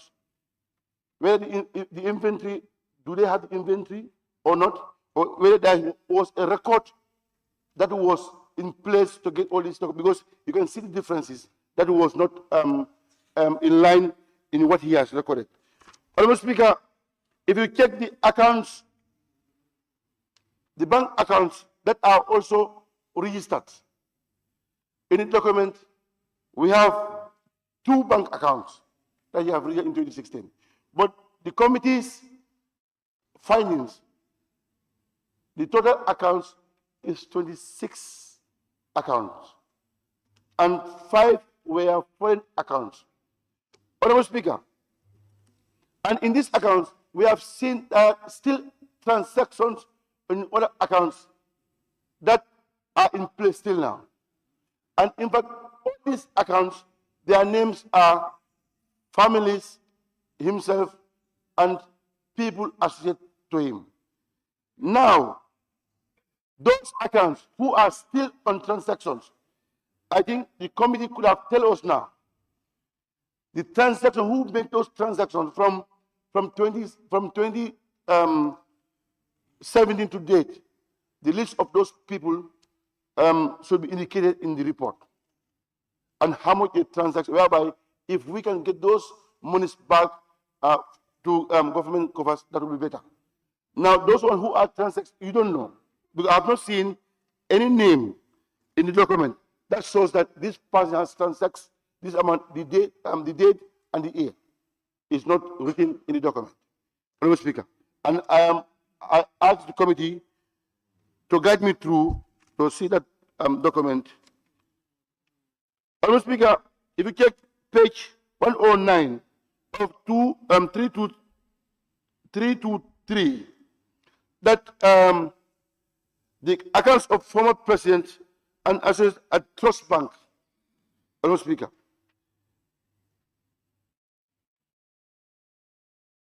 the accounts, some are in dollars, some are in euros, and some are in dollars. Honorable Speaker, I am asking the committee whether they have made a due diligence whereby to recover all those monies that are in accounts of dollars, euros, and dollars that are already in the banks, the closing banks, the closing accounts of these banks, where all those monies are recovered by the committee or not. Honorable Speaker. Yes, yes. Speaker, I need to observe my brother here. What he's asking for, in fact, if you look at the table, the last column is telling you exactly what has happened to that account. For example, if you look at number 4 on page 106, for example, you see the account at Kanaji Mineral account on the 19th of October. If you look at the last column, it says transfer to CRF. So essentially, this report telling you exactly what has happened to those accounts. Page 106. 106, Yeah, no. In fact, it starts from 105, yes. So the accounts is asking for what? Table. Yes. Yes, all the way to 106, 107. Yeah, you can start from 105. Yes. So what we are saying is like, if you look at number 2, for example, account number 2, special security account number 2, it tells you the amount was 5.8 million. Then the observation is transferred to CRF. That means that the amount of money that was in that account is transferred. And that follows series of accounts. And the last column will tell you exactly what happened. Thank you for guiding me, Honorable Speaker. Honorable Member. Honorable Speaker, thank you, Honorable Member. Honorable Speaker, page 112 of 323, the committee received evidences that shows that the company received under the August prompt were found commercials dormant and commenting on the receipt. Can you make reference to the paragraph? That's 316. Okay, go ahead. Yes, 316. The committee received evidence showing that all the other companies in the receipt under the August prompt were found commercially dormant at the commencement of the receipt and remained so until the end of 317. Mr. Louis Prompt further stated that the receipt faced various challenges with the 17 companies, including claims from different institutions, the name of the companies and amount claimed were listed below. Honorable Speaker, the KMC trade license areas 520,000, now claim 53 million, Social Security claim 1.646 million, later withdrawn. GRA liability 75 million, banks such as FIB 12.7 million, which was mortgage properties sold under the court order. Honorable Speaker, I am going to ask the Social Security 1.646 million, later withdrawn. Who is the withdrawal of these monies? That I want to ask the committee. That's page 112. Page 112. No, but you, then later, if you want to respond.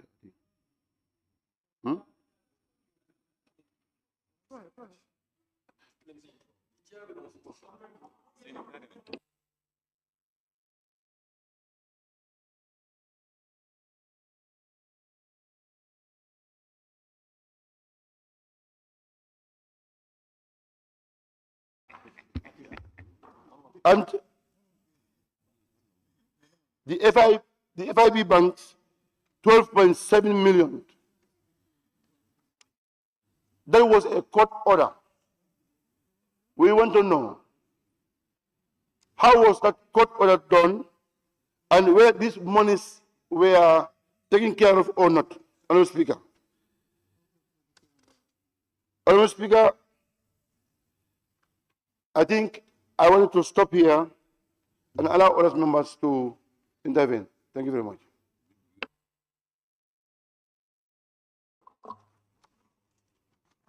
Thank you very much, Honorable Member for Lower Salum.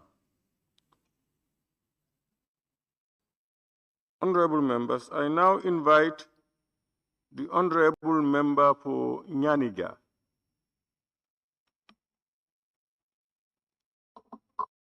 Honorable Speaker, thank you very much for giving me the opportunity to partake in this very important debate. Honorable Speaker, first of all, before I commence my debate, which will not take much time, I just want to join my colleagues, and of course, the entire Parliament to thank the Special Select Committee under the leadership of Honorable Member for All Yundum, and of course, all the other honorable members who were part of this very important committee. This was a tax that was given to them by us here. And today, they are here telling us that we are done with what you've told us to do. This is the report that we have for you. So the report is no more theirs but ours.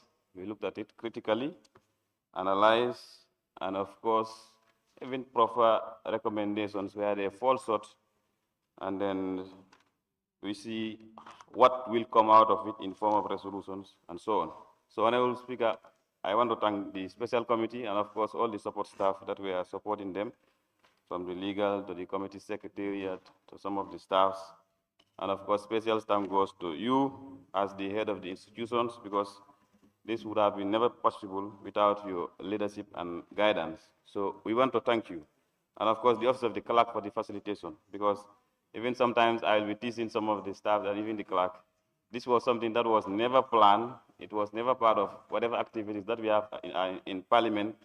But the Office of the Clerk stood firm and make sure that the resources are available and all the necessary logistics are available to the special committee and support them in all ways and means to be able to do their work. And I think they have done it diligently. So Office of the Clerk, we want to express our thanks. It is definitely not a surprise. So Honorable Speaker, this report, as I said, I will make a reference because I have both the soft copy and the hard copy.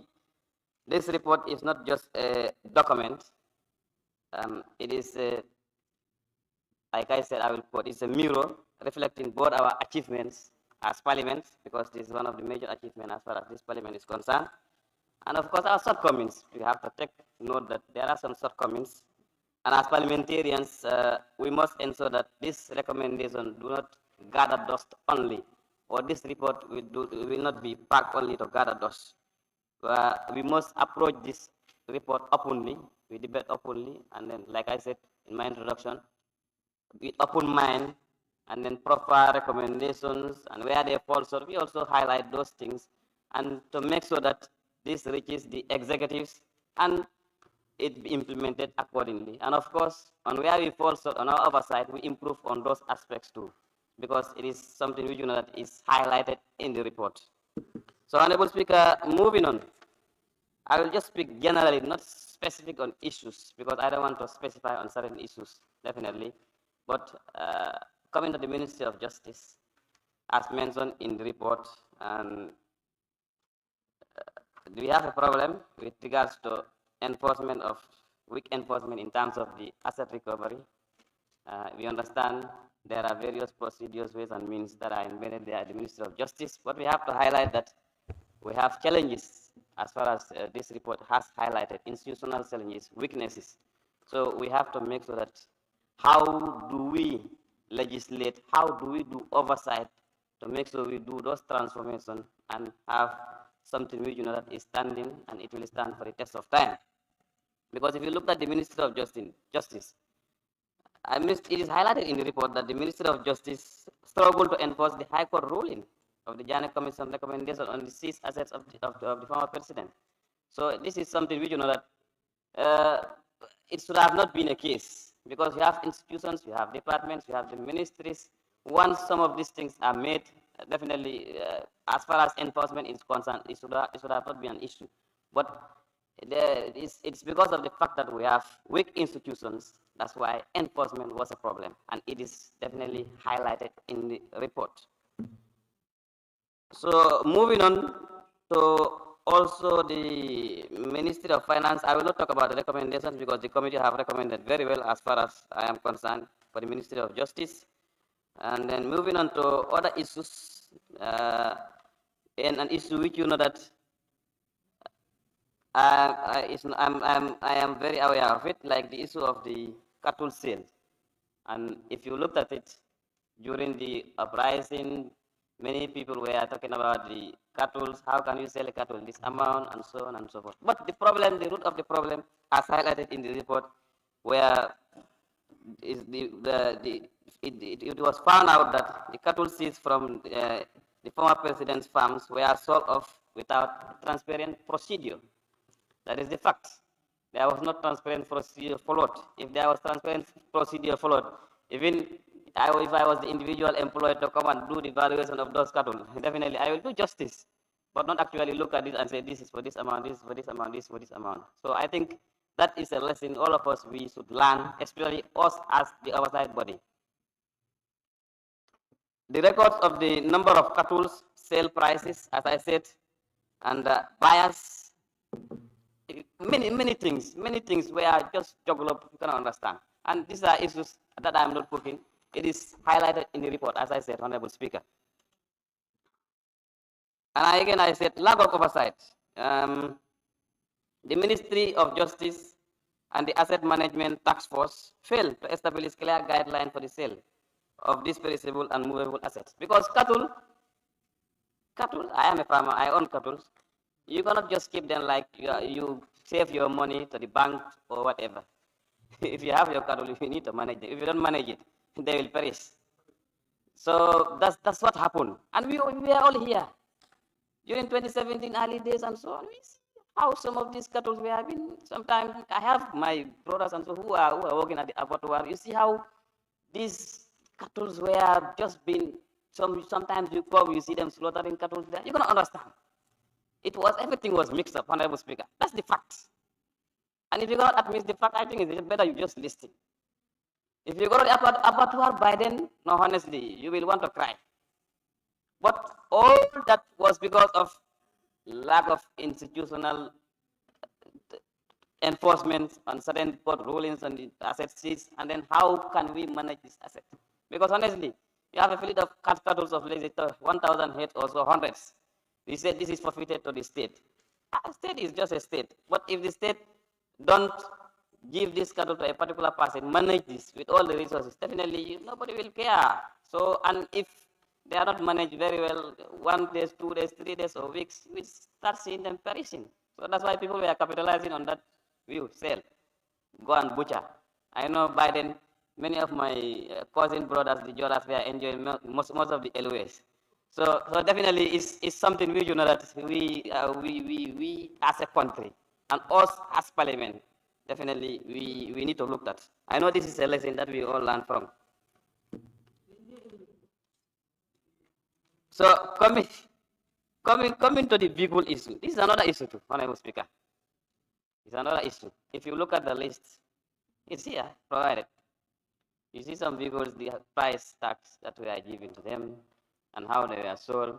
And I am even made aware that some of the assets, some of these vehicles, as of this 2025, some were disposed just this 2025. So it still rests the question of how did we evaluate those resources? Whom were these resources given, in whom custody were these resources given to? So it's something which is a complex issue, very complex. But we learn from that. That's why I want to thank you and thank this parliament for coming up with this special committee. They have done a very good job. And I know that sometimes I'll be talking to them, sometimes they'll be even be here until late night just to make sure that they get the facts. But despite all that, Honorable Speaker, there are weaknesses. You see, if you look at this report, we are used to getting reports here in Parliament. But if you look at this report, you will notice some differences.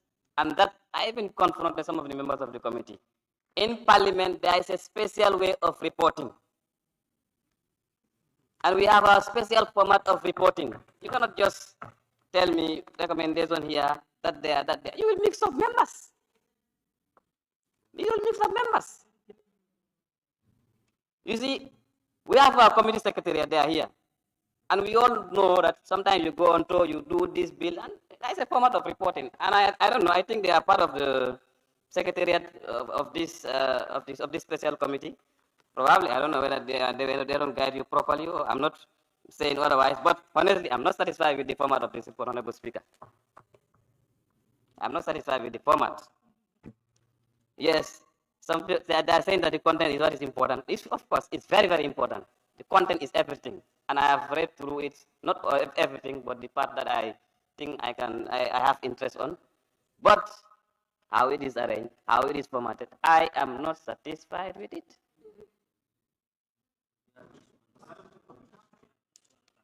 So, Honorable Speaker, I have talked about the vehicles. Like I said, I will talk on general issues, not on specific issues. But Honorable Speaker, there are two issues that I want to highlight before I take my seat. Two witnesses' names appeared in this report. That one, Mr. Adamajan, and the other, Mr. Aliu Jallo. And to me, what I have seen,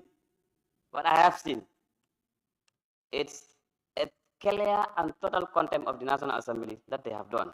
And of course, arrest was made, and I think some have been prosecution and whatever. But if you look at the report on those parts, and I know probably the committee is a little bit being careful not to mention certain things or limited in one aspect or the other. But you have your witness doing a committee inquiry. Your witness come before you. You said this witness has done contempt of the assembly. When you are doing your recommendation, there is nothing that should stop you to make special recommendation to those individuals. Not actually the contempt, you are arrested, you are contempt of National Assembly, section 110, you are charged or whatever. To me, that is not enough. You should have special recommendation as far as these witnesses are concerned, for us to set an example. I might be too limited now to do that.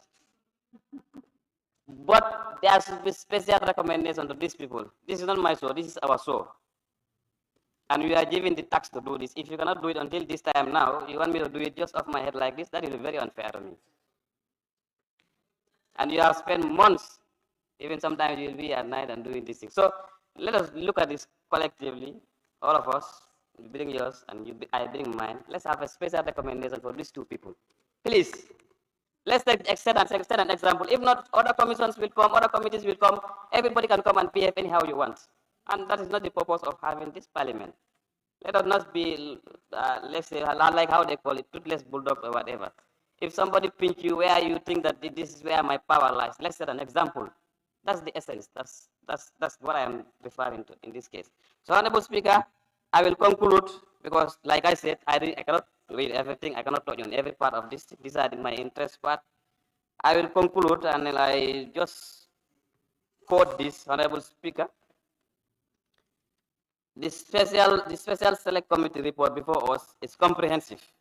It's a comprehensive assessment of our governance, the economy, the social system, and so on. Of course, weaknesses, like I highlighted, persist, but it does not, I have to emphasize this, it does not attribute wrongfully doing like others have perceived of the executive or the president. These are institutional frameworks which you know that definitely they are weak.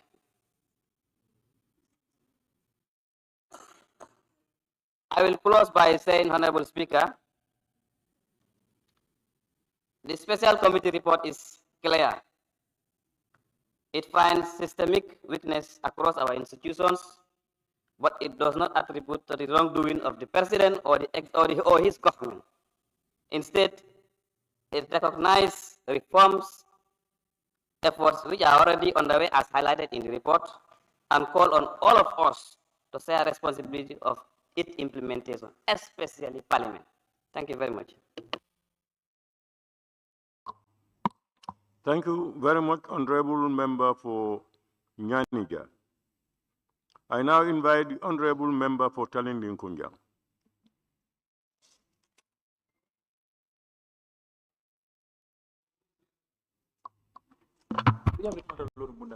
Thank you, Honorable Speaker. I'm not feeling normal today. Yes, thank you very much, Honorable Speaker. Honorable Speaker, I would like to first begin by thanking the Special Committee for a very wonderful job, and all their legal team, administrative clerk, the office of the clerk. Definitely, in our little time in Parliament, I've not seen a report as detailed, as informative, and as purposeful as this. Because when this new political dispensation came into existence, it tried to correct a wrong, something that happened before it came into existence. And with that, they've tried to establish a commission. Now, like any other structure, whether a building or a system, when we establish it, the foundation must be correct. If it is not correct, if it is a house, it will crumble.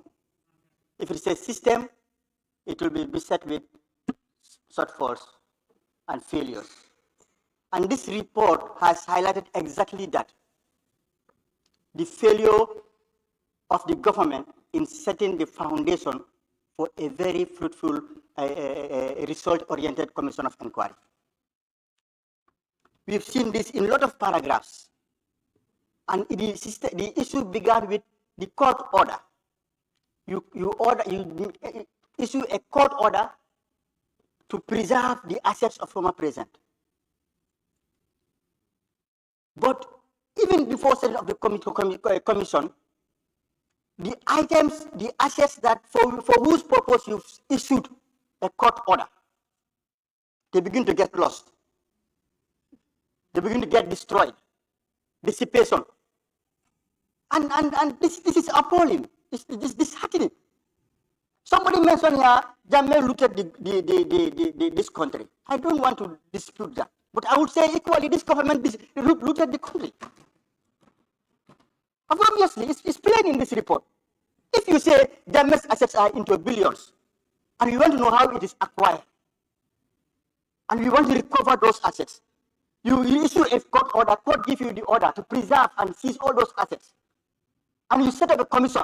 Even before you hand over those things to the commission, some assets were lost. They cannot account for everything. Now, if you tell me Jammeh is a thief, who else is a thief? It doesn't make sense. The purpose was defeated even before commencement. Even before they start. Even before they start. Like all other, I was trying to browse through to look at some of these things. But the commission itself is telling you they went to Kadilai. Some of the things that were mentioned were not there. And you said you are going to hand over those things to the commission. Isn't this ironical? Administrative failures have been highlighted in the document. Administrative. So the foundation crumbled.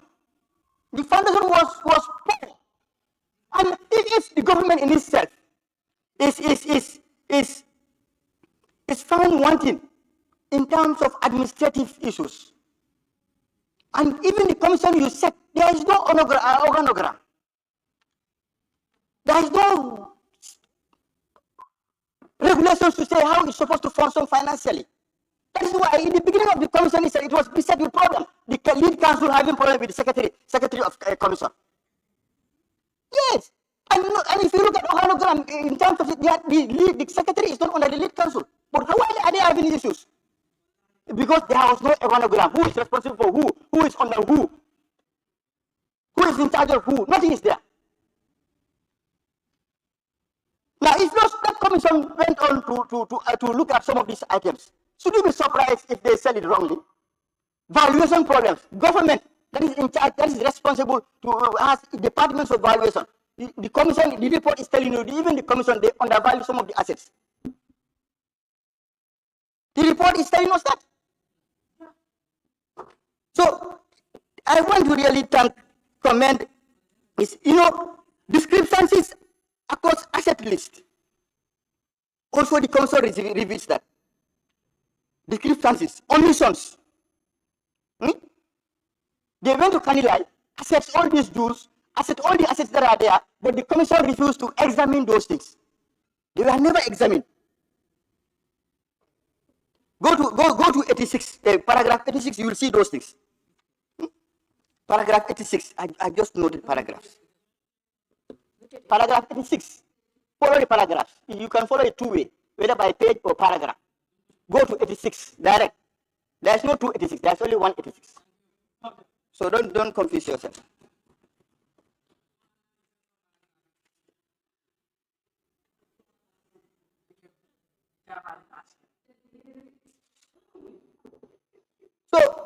before I forget, if you go to the witness list, there are witnesses that appeared. And on the graph, you have certain witnesses whose appointments, whose ranks have been mentioned. And I assume those that are mentioned, those who have graph across their names are all army military soldiers. If they are, why were their ranks not mentioned? Whilst you have another person who is from graph, his rank is mentioned. Is it an attempt to hide their identity? Or what is it? I don't get it, because I have seen nowhere where you fault them as individuals responsible in this thing. But then, if you mention their name, mention their rank, when you want to do standard for all of them.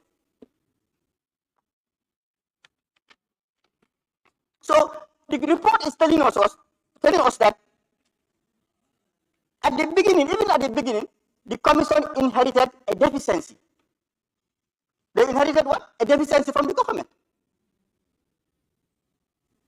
All the assets that they claim is owned to them were not given to the commission because they cannot account for it. That is why I'm confused when the honorable member for Upper Salum was mentioning, and in fact it's in the report. Lower Salum. Lower Salum, this Gilma, this thing. Gilma is the template from Gilma, livestock and all these things. No, you mention it. So, because according to this paragraph 86, the court, we thought the committee quoted the commission's wording. We thought part of the land at the back of the complex, we saw cattle assembled in an area as well as hyenas kept in an enclosure. There were ostriches and farms spread in the vast space. We were told that a horse or donkey or other animals would accidentally be found here and there, but it was obvious to us that the zoo, ostriches, lions, camels, etc., that Jammeh loved to show off to visitors was no more. So where does this list come from? This hyenas, the list of hyenas, because the commission went there, they didn't see anything. They said the list, because everybody was watching TV. We all saw what Jammeh was portraying on national TV. Now the Commission of Inquiry was telling you that they went to Kanilai. These things, they've not seen it there. The zoos, the hyenas. Now this list, that is this number, I want the chairman to tell us. This list, 88 zoos, 97 rams and all those things. Where did it come from? So if it was with the government, before the commission went there, that means we hold the government responsible. Because they have the details, they know it. So what happens between the court order, the establishment of the commission, and before the commission went there? Why were not preserved? And I see that deliberate because that's why the commission also did not examine anything concerning those things. So I really think this report, to a large extent, shows the ineptitude of the government, the failures of the government, the lack of seriousness of the government in fighting corruption. All we see with the commission doing was grabbing land, assets that are movable, that we can dispose of and do with it. And even those ones, look at the valuation. So my problem is, how serious are we as a government? Because we've seen it we've set precedents with other inquiries. This should not go scot-free. And even if the ministries are held responsible, somebody is head in the ministry. It cannot be openly vexed. The minister, who was the head at the time? Who's responsible for decisions? We should hold somebody by the neck and say, you are the one responsible. Even now, if they are not in office, you cannot just say government lack. No. find somebody culpable and advance recommendations to that person, like you did in other areas. So this is a real disappointment, and it's a setback for a government that claims to be fighting corruption, to be trying to recover assets that have been grievously looted by a dictator, so-called according to them. So let's pinpoint the force and look at specific recommendations to see who is responsible and what should be done to that person.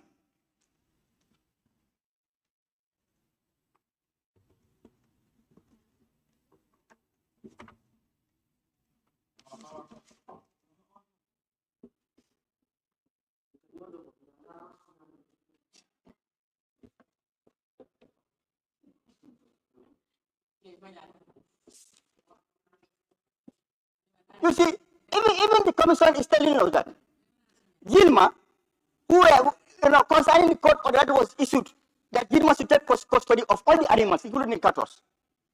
Gilma never received that one. They received communication through the ministry, and they responded to the ministry to advance how they should going to implement those ones. Since then, they never revealed anything again.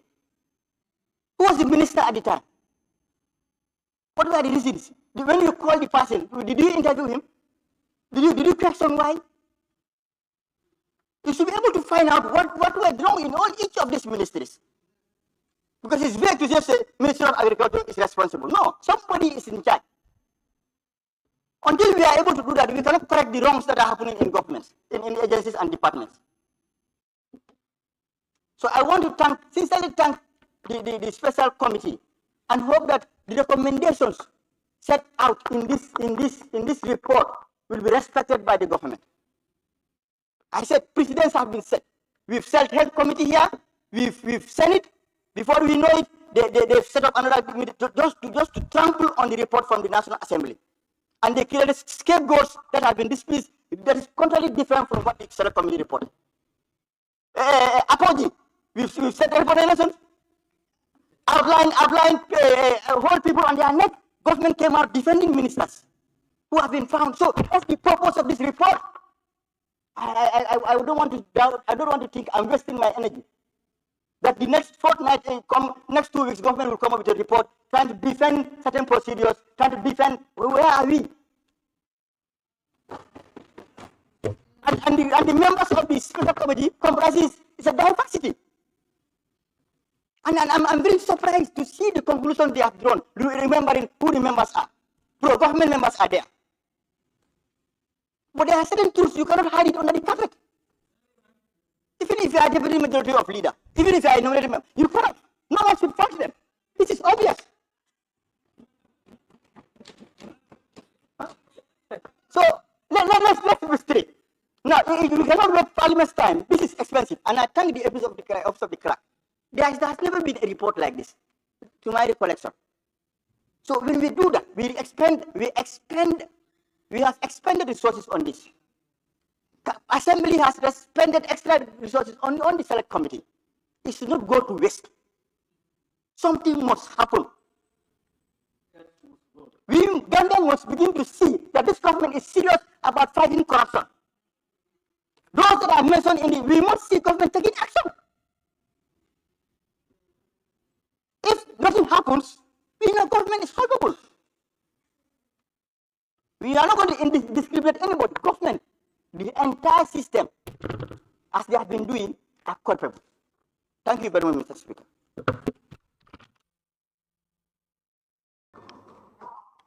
Thank you very much, Honorable Member for Talinding Kunjang. I now invite the Honorable Member for Fonyi Kansala.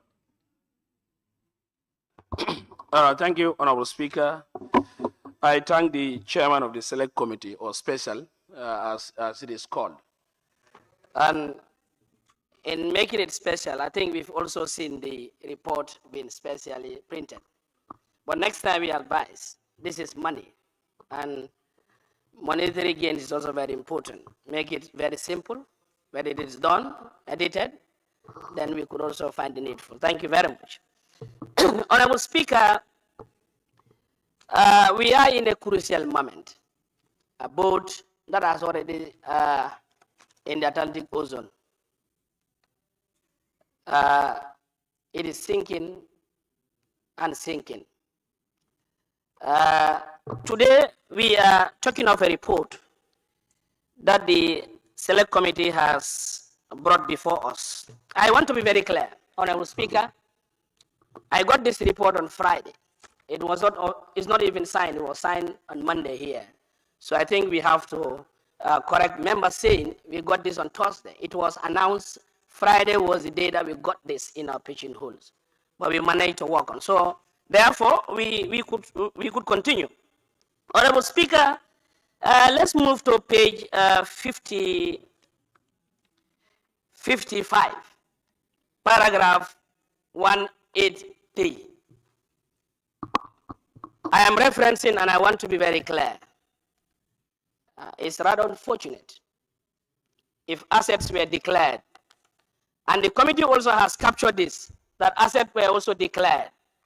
Now, if I go through the paragraph, it says, further underscoring the concern, the committee receives an asset declaration form submitted to the Independent Electoral Commission, IEC, and signed by the former president on the 18th day of October 2016 rather, in which several vehicles, including vehicles forming part of the presidential convoy, were declared under the category of assets, but expressly identified as government of the Gambia vehicles.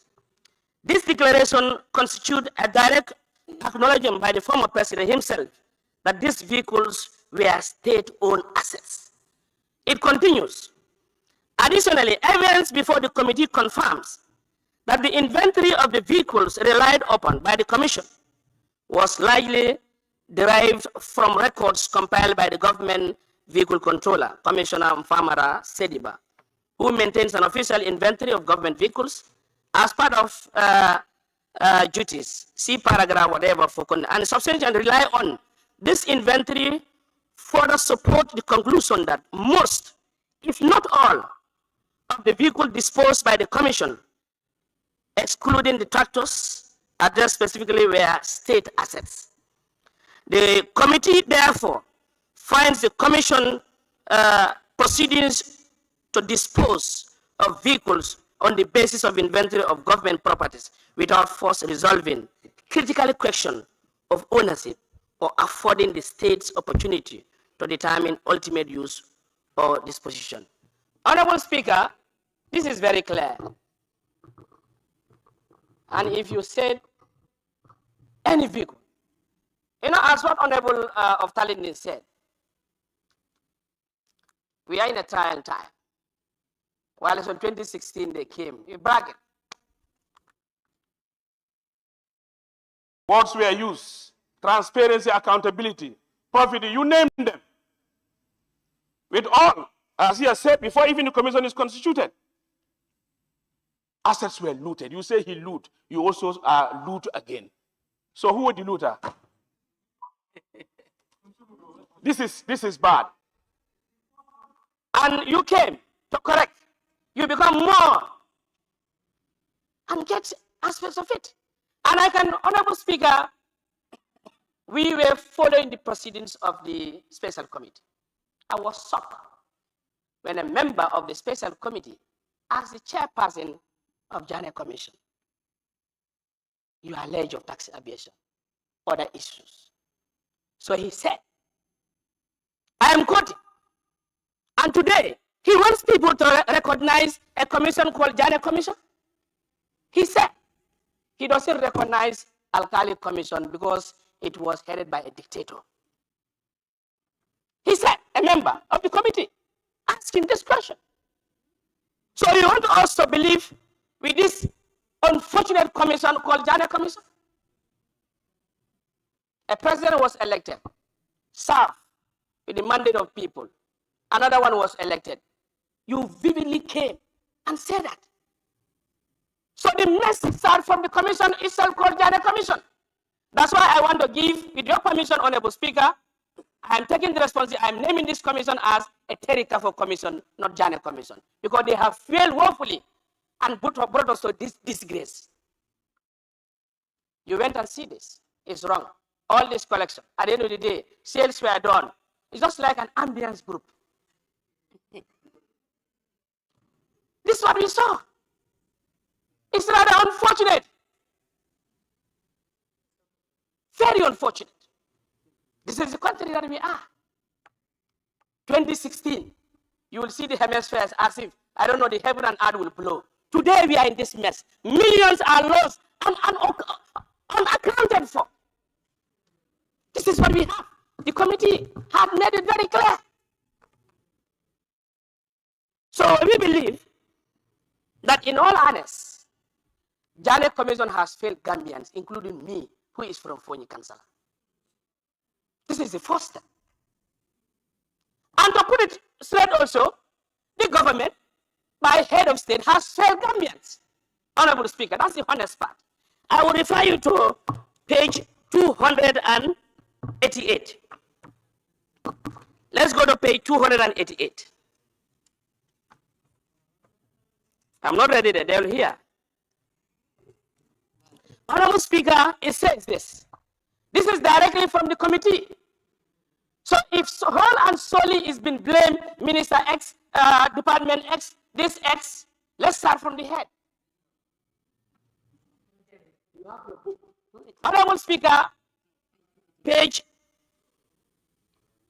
86, paragraph 858. Sorry, page 88. Yeah, page 88, paragraph 167. 867. About 288 or 88. Page 288, paragraph 867. Okay. Office of the President and Cabinet Secretary.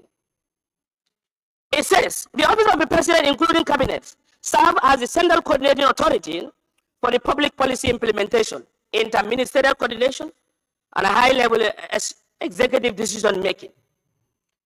The effective functionality of this office is therefore critical to ensure coherent government actions, lawful actions of policies, decisions, and proper coordination between ministries and departments. It further went and said, the committee noted, this is the committee speaking now, from Office of the President, the head. It says, the committee noted that it is earlier concerning regarding the Office of the President relating primarily to records keeping and document production following the issuance of summons. The office initially failed to provide adequate records to assist the committee in understanding key decisions and even related to the inquiry. To this limit, the committee is able to obtain timely and complete institutional accounts of matters under review.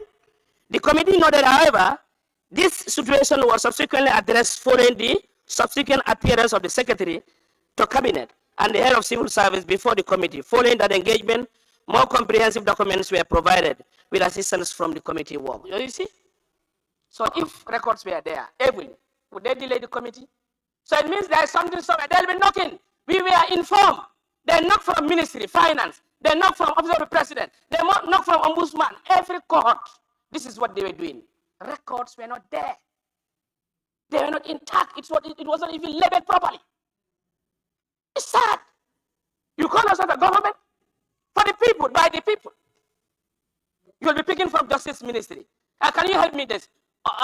National Audit Office, can you help me this? Auditor General, help us with this. So it wasn't available. That's why it delayed summons upon summons. We saw the way the Secretary General and Cabinet, whatever they were facing with the committees. We saw it in our eyes. We were following.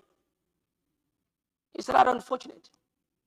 So may Allah guide and they see the truth of what they have looted. The mess is them. They brought us this mess, and it's a complete mess. History will narrate them. It will be written on their foreheads. Yes. Well, it's in 2016 till date. The cause of this mess is you people. Yes. Yes. Honorable Speaker, moving on. Honorable Speaker, now let's reference to page 28. Page 28.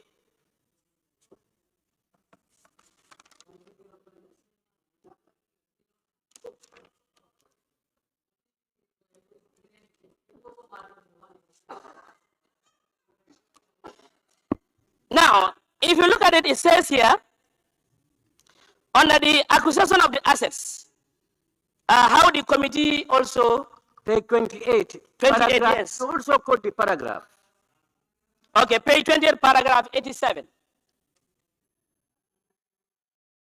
Sorry, page 29, paragraph 87, right? Page 29, paragraph 87, yes. It says, however, despite this observation, the committee did not examine how this class of assets were acquired, where the funds came from, and where the accusations compile with the laws, nor make a justification why the assets should be fortified to the state. The committee therefore note that this omission represents a significant gap in the commission investigation. So you see, how did they arrive in fortifying the assets when there are no legal basis that the commission had? So you see, now when you put an angry man in a commission who has a beef with the former president, it will happen this way. Because this is why he came all out and said, a dictator, I don't recognize his work. So I'm also saying also today, I don't recognize the Janet Commission. Janet Commission is a Terry-Kafo commission. I don't recognize today and forever. Honorable Speaker, we move on. Now, let's move to page 34.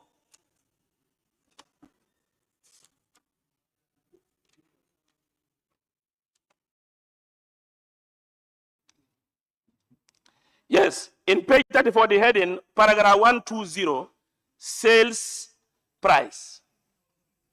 Sorry, sale process. Now, if you go to page 35, on the same paragraph 121, where it says witness testimony and documents revealed several materials irregularities, including one, it says the absence of public advertisement of the auction in the original channel. The sales did not follow the regular notification protocols. B, operational control on the ground was effectively exercised by a private actor, and the Register General, that is the Office of the Sheriff, ceded operational mechanism to personnel who lacked legal authority in running the auction. C, the sales were conducted irregularly by Mr. Jallo without lawful authority. Mr. Jallo's unlawful conduct and valuation and set prices far below the market value. And it continued, Mr. Jallo also allowed Mr. Amadou Kora to participate in conducting the sales by assisting in determining the values of the cattle without authority. The sales frequently use spot prices and offline bargaining rather than opening competitive bidding tied to the valuation. Honorable Speaker, these are two people. And we had Kora, who said he was passing by. And now we know that he was not passing by. He was at the midst and the center, the umbilical core of the center. Mr. Jallo, where did he gain the authority? Was it that then government was around Matas government? You can do whatever you like. Nobody cares whatever. Everybody, you can do what you like. This is what we've seen. A serious government, Mr. Jallo would do this on his own, heads will roll. But today he was partying and also doing what he likes. He's enjoying. He's moving around. After all doing this, nothing. And I saw his recommendation that I think in part of the recommendation of chair, you people say, I think with Judicial Service Commission, I don't know what recommendation you put. This guy should be dismissed. Recommend dismissal for him. He's not fit for purpose to work. And again, be charged by economic crime, including Amarkora. They have to face it. They have to face it. These are the realities. These are issues that we've seen. It's rather unfortunate. And today they are going and enjoying themselves. Now, they've quoted here about 9-point-something million that they have did the sales of cattle. But what we had, what honorable member also had in declaration of assets, how many cows were done in declaration? But again, how much was it mentioned by the commission? How much was it mentioned by a technical group that has interest to go in from Farato, Banjulending, Kanilai, and all cohorts where these animals are? Today you now tell me you love Gambia better than me after looting people, enjoying what you're supposed not to. Very unfortunate. So for me, I think this issue, your recommendation, I am not in agreement. These people should serve. They should be investigated and serve jail sentence. Economic crime, let's visit them. Honorable Speaker, I had an honorable member of Tallinn saying a very important matter. Now, when you go to the list of people who witnessed it, because the committee has categorized, I think if I'm right, you can spot me out if I'm wrong. They categorized list of witnesses. That is the last, almost page 294. Page 294. Honorable Speaker, saying the list of witnesses from whom statements have been taken. It is 1 to 70 whose statements were taken. And in page 295, list of witnesses from whom statements were taken and have appeared for the public hearing. They also have that one also, 135. And they break it down again and say, list of witnesses from whom only statements were taken but have not appeared for public hearing. This is what they said. This is what the committee said. And this is what is written in English language, if I'm correct. Now, these people whose statements were taken but they have not appeared, how do we know what they have said? The statements are there. Each and every person's statements are there. And Baji, what he has said is right, Honorable Baji of Tallinn. Now, if, for example, you mentioned and said page 297, they said Seth Njai. Who is Seth Njai? What rank did he have in the army? What influence did he have for him to appear? Statement be taken, but he didn't appear. When the bigger gun today, that we have this mess, all these soldiers, all these generals, wallahi, if Adama, who had messed up, and the committee uses powers to reprimand him, has spoken, all these generals will be included. I was told, Ghana must go back. They cut vehicles, new vehicles. They have a reporting line. They cut new vehicles, Adama. Adama is the gang. But he has escaped and refused not to talk. Now, the committee, what punishment do you have for Adama? And he has pushed to court, taking us to court, when he should be the one who should face. You see what he has did? So, this is the dilemma that we are. Military officers, high-ranking officers are part of this destruction of assets. And I'm asking the committee, I want to add this recommendation. Include them, Seth Njai, General Seth Njai, former was a colonel in the army. Include him in the list. He should be investigated. Found wanting, dismissed from the army. Yes. Adama is the guy we all know. We're not following the proceedings. So that's it.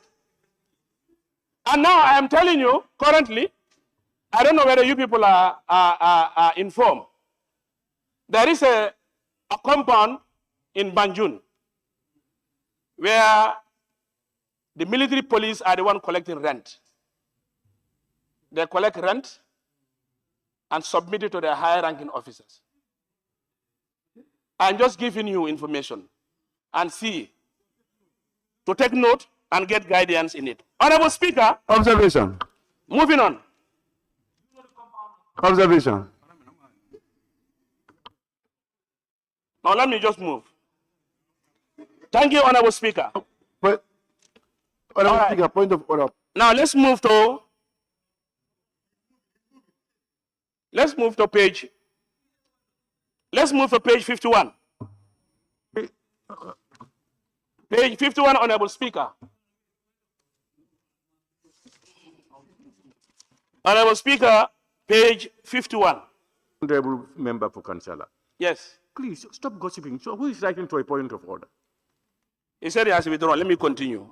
Please. Go ahead.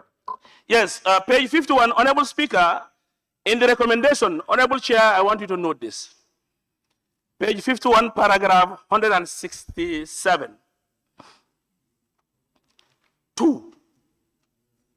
67(2). It says, Aliu Jallow should be reprimanded by participating in the operations at the sales ground without a clear legal mandate, contributing to the breakdown in the official process, leading to irregularities. I am putting this, okay, 3, that Aliu Jallow be referred to the appointing authority of the IGP for investigation, okay, and appropriate action be taken for state. Now, I am also adding this there, because in this, Aliu is from where? Which ministry? He's from Ministry of Justice. Why are you leaving the head, Minister of Justice? So, in this area, I am also putting this as a reflection. I don't see where Minister of Justice mentioned. That's why I have also quoted him. Because the reason why, we have to be very clear, this is a bulky report. So if there are issues that are mentioned, we need to adhere and move on. Honorable Speaker.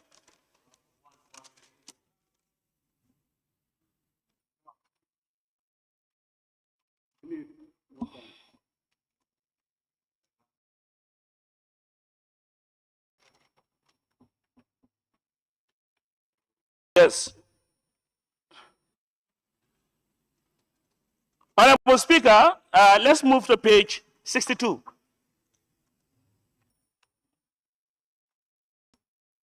Page 62.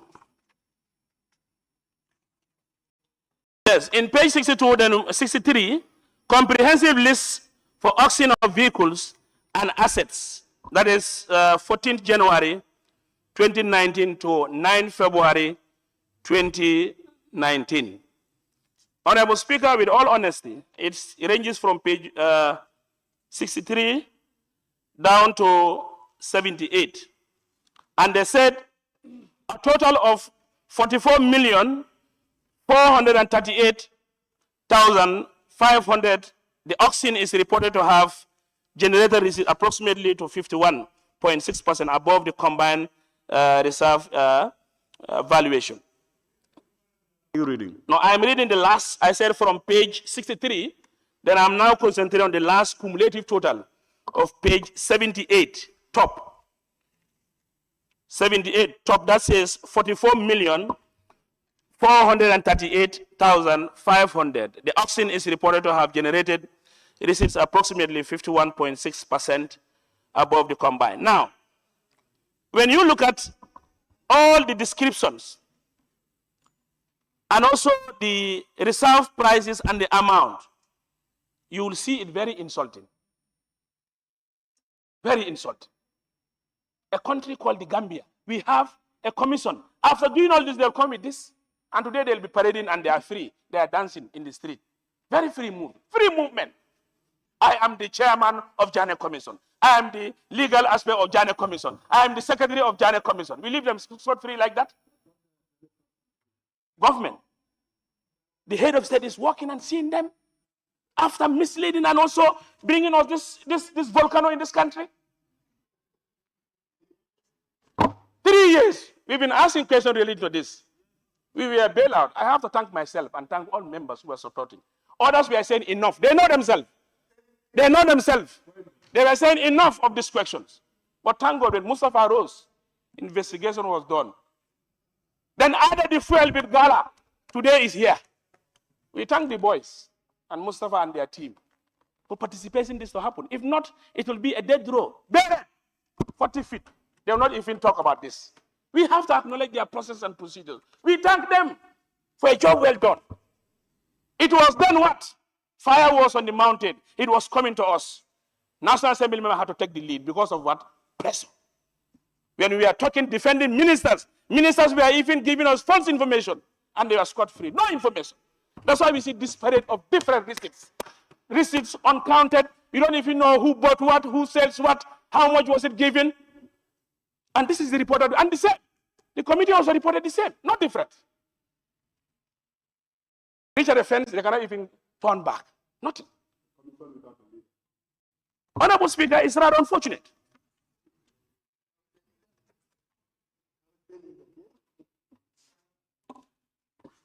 Honorable Speaker, now let's move on to the issue of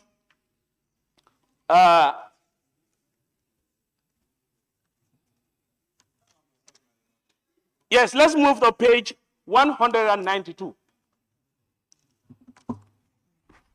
A very important element that was captured by the committee.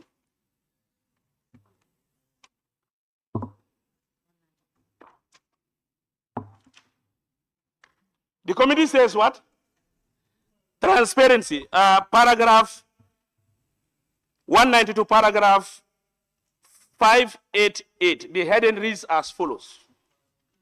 Transparency, lack of it thereof, and reporting on the sales of landed properties.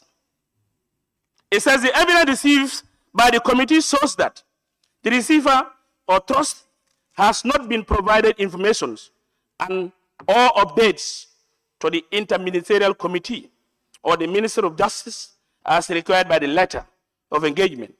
In a letter seen by the committee dated 3rd October 2023, reference AG, etc., the Attorney General Chambers, Minister of Justice, wrote Receivers Trust requesting the following: list of assets disposal of, copies of receipts for disposal assets, bidding documents for sales of assets, advertisement, bank account statements of trustees, dealing insights into the selection process utilized for the appointing the valuer.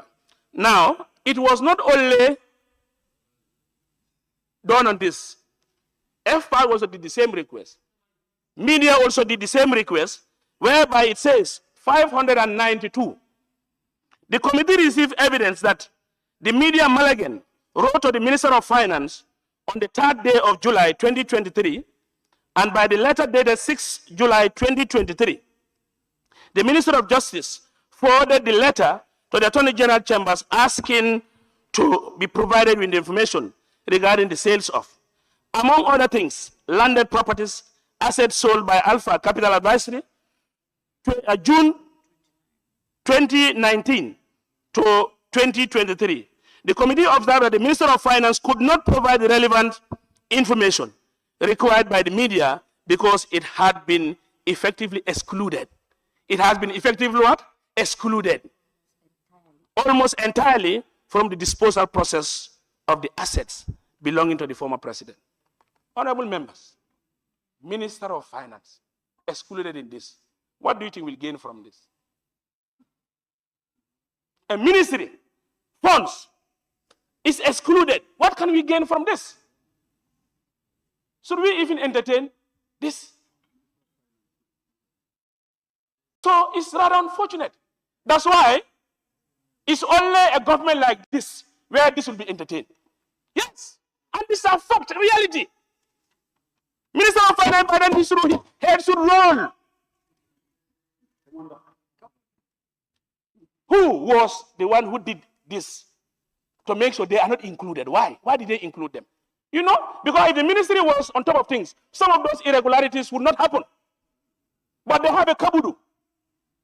They have a movement, a Terikafo group, where all this is done in the interest of their own. And today you'll come and tell me, if you hate the former president, leave his assets, lease his stolen asset that you said he has stolen, but you go and bed and enjoy it. Who are you? Who are you to tell us? We know them. They are rich because of him. You loot the assets that were taken by government and say it is ours. It is no more Jammeh's assets. It's not. It's us now. That's why Yawmal Azilla ila Zillu, Yawmal Qiyamah, Yawmul Haq. Wallahi, that day will not be an easy day. It will not be an easy day. Every penny you'll be asked for. Honorable Speaker, finally, when you go to the issue of vehicles,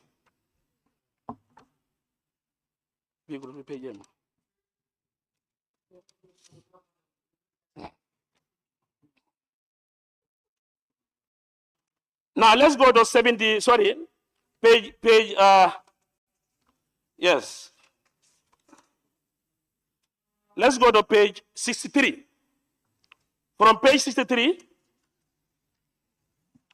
these are vehicles that were auctioned. Huma. You sell it at $20,000. A Huma? 20,000. Even you do rubber black market, you can buy. This is what they do. So they have their own territory for people. Come and loot, come and take. It's just like nobody owns it. This is what they did. We have cartels in this country who are very suicidal. In the looks of their faces, they are innocent. But they can even scam the whole populace. And this is what they did. Look at these vehicles. 25,000. Eh? Ford M43. 10,000. Conditional vehicles that are intact. So the problem is, these are issues that we have seen. So that's why nobody will come and tell us corruption here. Corruption. Here, who will tell us about corruption? This alone can even deter government to buy vehicles for more than 2-3 years. Why were they unable to manage these vehicles? But in order to go and auction them, very careful. You build a government to replace with Terikafo, you'll enjoy looting with Terikafo, and you'll die with Terikafo. They know themselves. Those are the people who had encouraged this against the government. It is us. We are the government. We are the government. It's against us.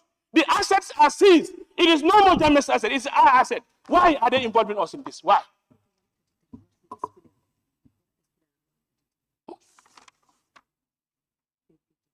Now, you go. So these are all issues that I think, in the general notion, I will also refer. Finally, in the issue of the asset, Aisha Fati.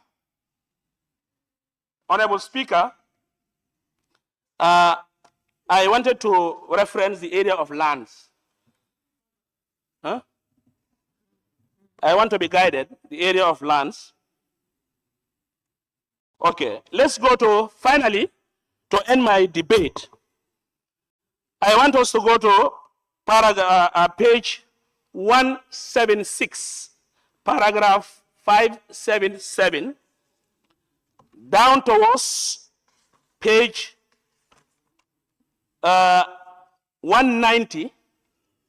Yes, those are all the areas of lands. Now, members of the committee, chairman and his team, these lands were sold with various amounts. Whoever wants to buy it, you can now negotiate on the bidding and do your buying. You bid. Honorable members of the committee, these lands, I haven't seen whether I'm wrong or not. I wanted to know why are these lands not measured? The amount is said, but there are no measurements. Is it that there are not documents, physical planning documents? We want us to help us. Or whether the Jammeh Commission has did the sales like that, and you also follow the document like that. We want to be specific where there are no specific measurement of those lands. When your response, we want clarity. If not, we'll see it otherwise. Because you see 4 million, 3 million, 14 million lands that are sold. And in that land, is it Kotu, where a property of Aisha. And today, he is also the owner of that property. I want the committee also investigate whether they did the needful, whether you have that document in hand. That It was a letter from Gambia Armed Forces, a letterhead written saying that ISA is the owner. And that is the document that ISA has presented, and he used that and buy the same land. If that is the case, tell us, who is that authority? Please avoid knocking the table when speaking. Sorry, Honorable Speaker, sorry. I refer is Kotu. Kotu. The land is in Kotu. I have given references from page 176 down to the last page. Those are the areas where the lands are. 176 down to 190. Those are the areas where those lands are. I could not specifically check the area of it. Now, Honorable Speaker, in the other land of Joshua 6, Old Joshua, page 178, Old Joshua, page 178, number 6.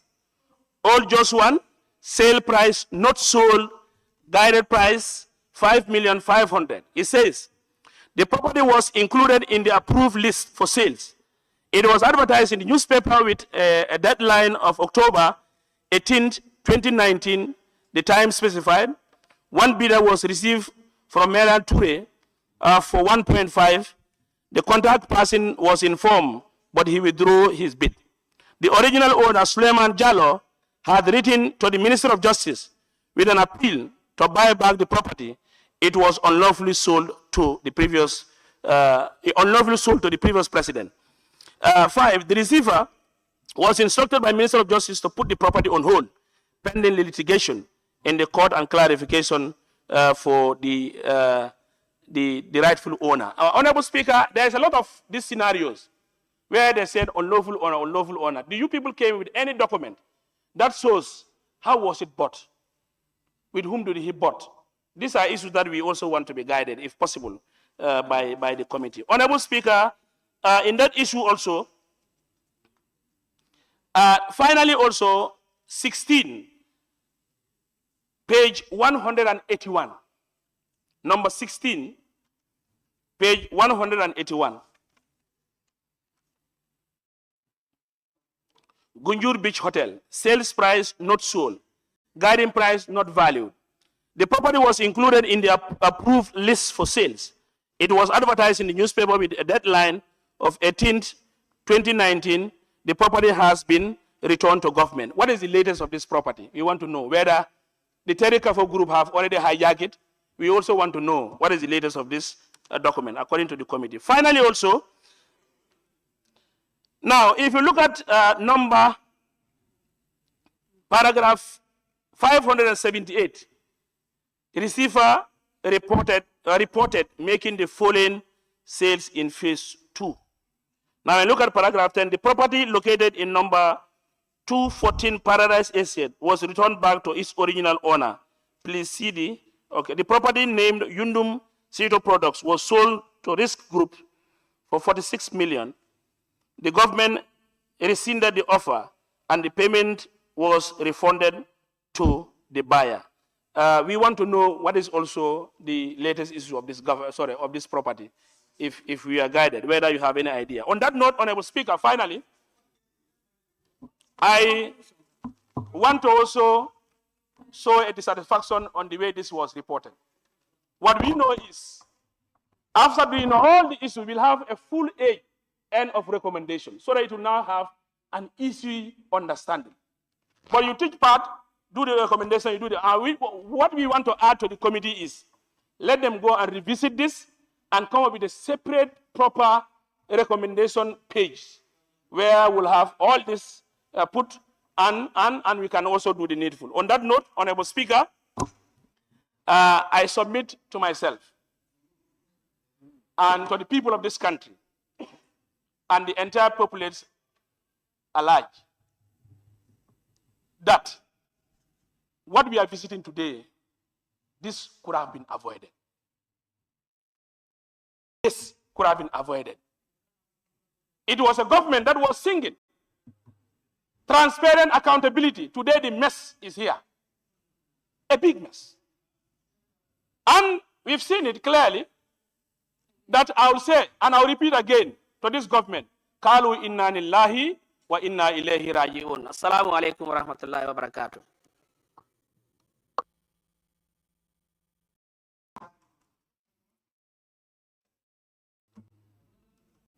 Thank you, Honorable Member for Fonyi Kansala. Honorable members, it is going up to prayer time, 1400.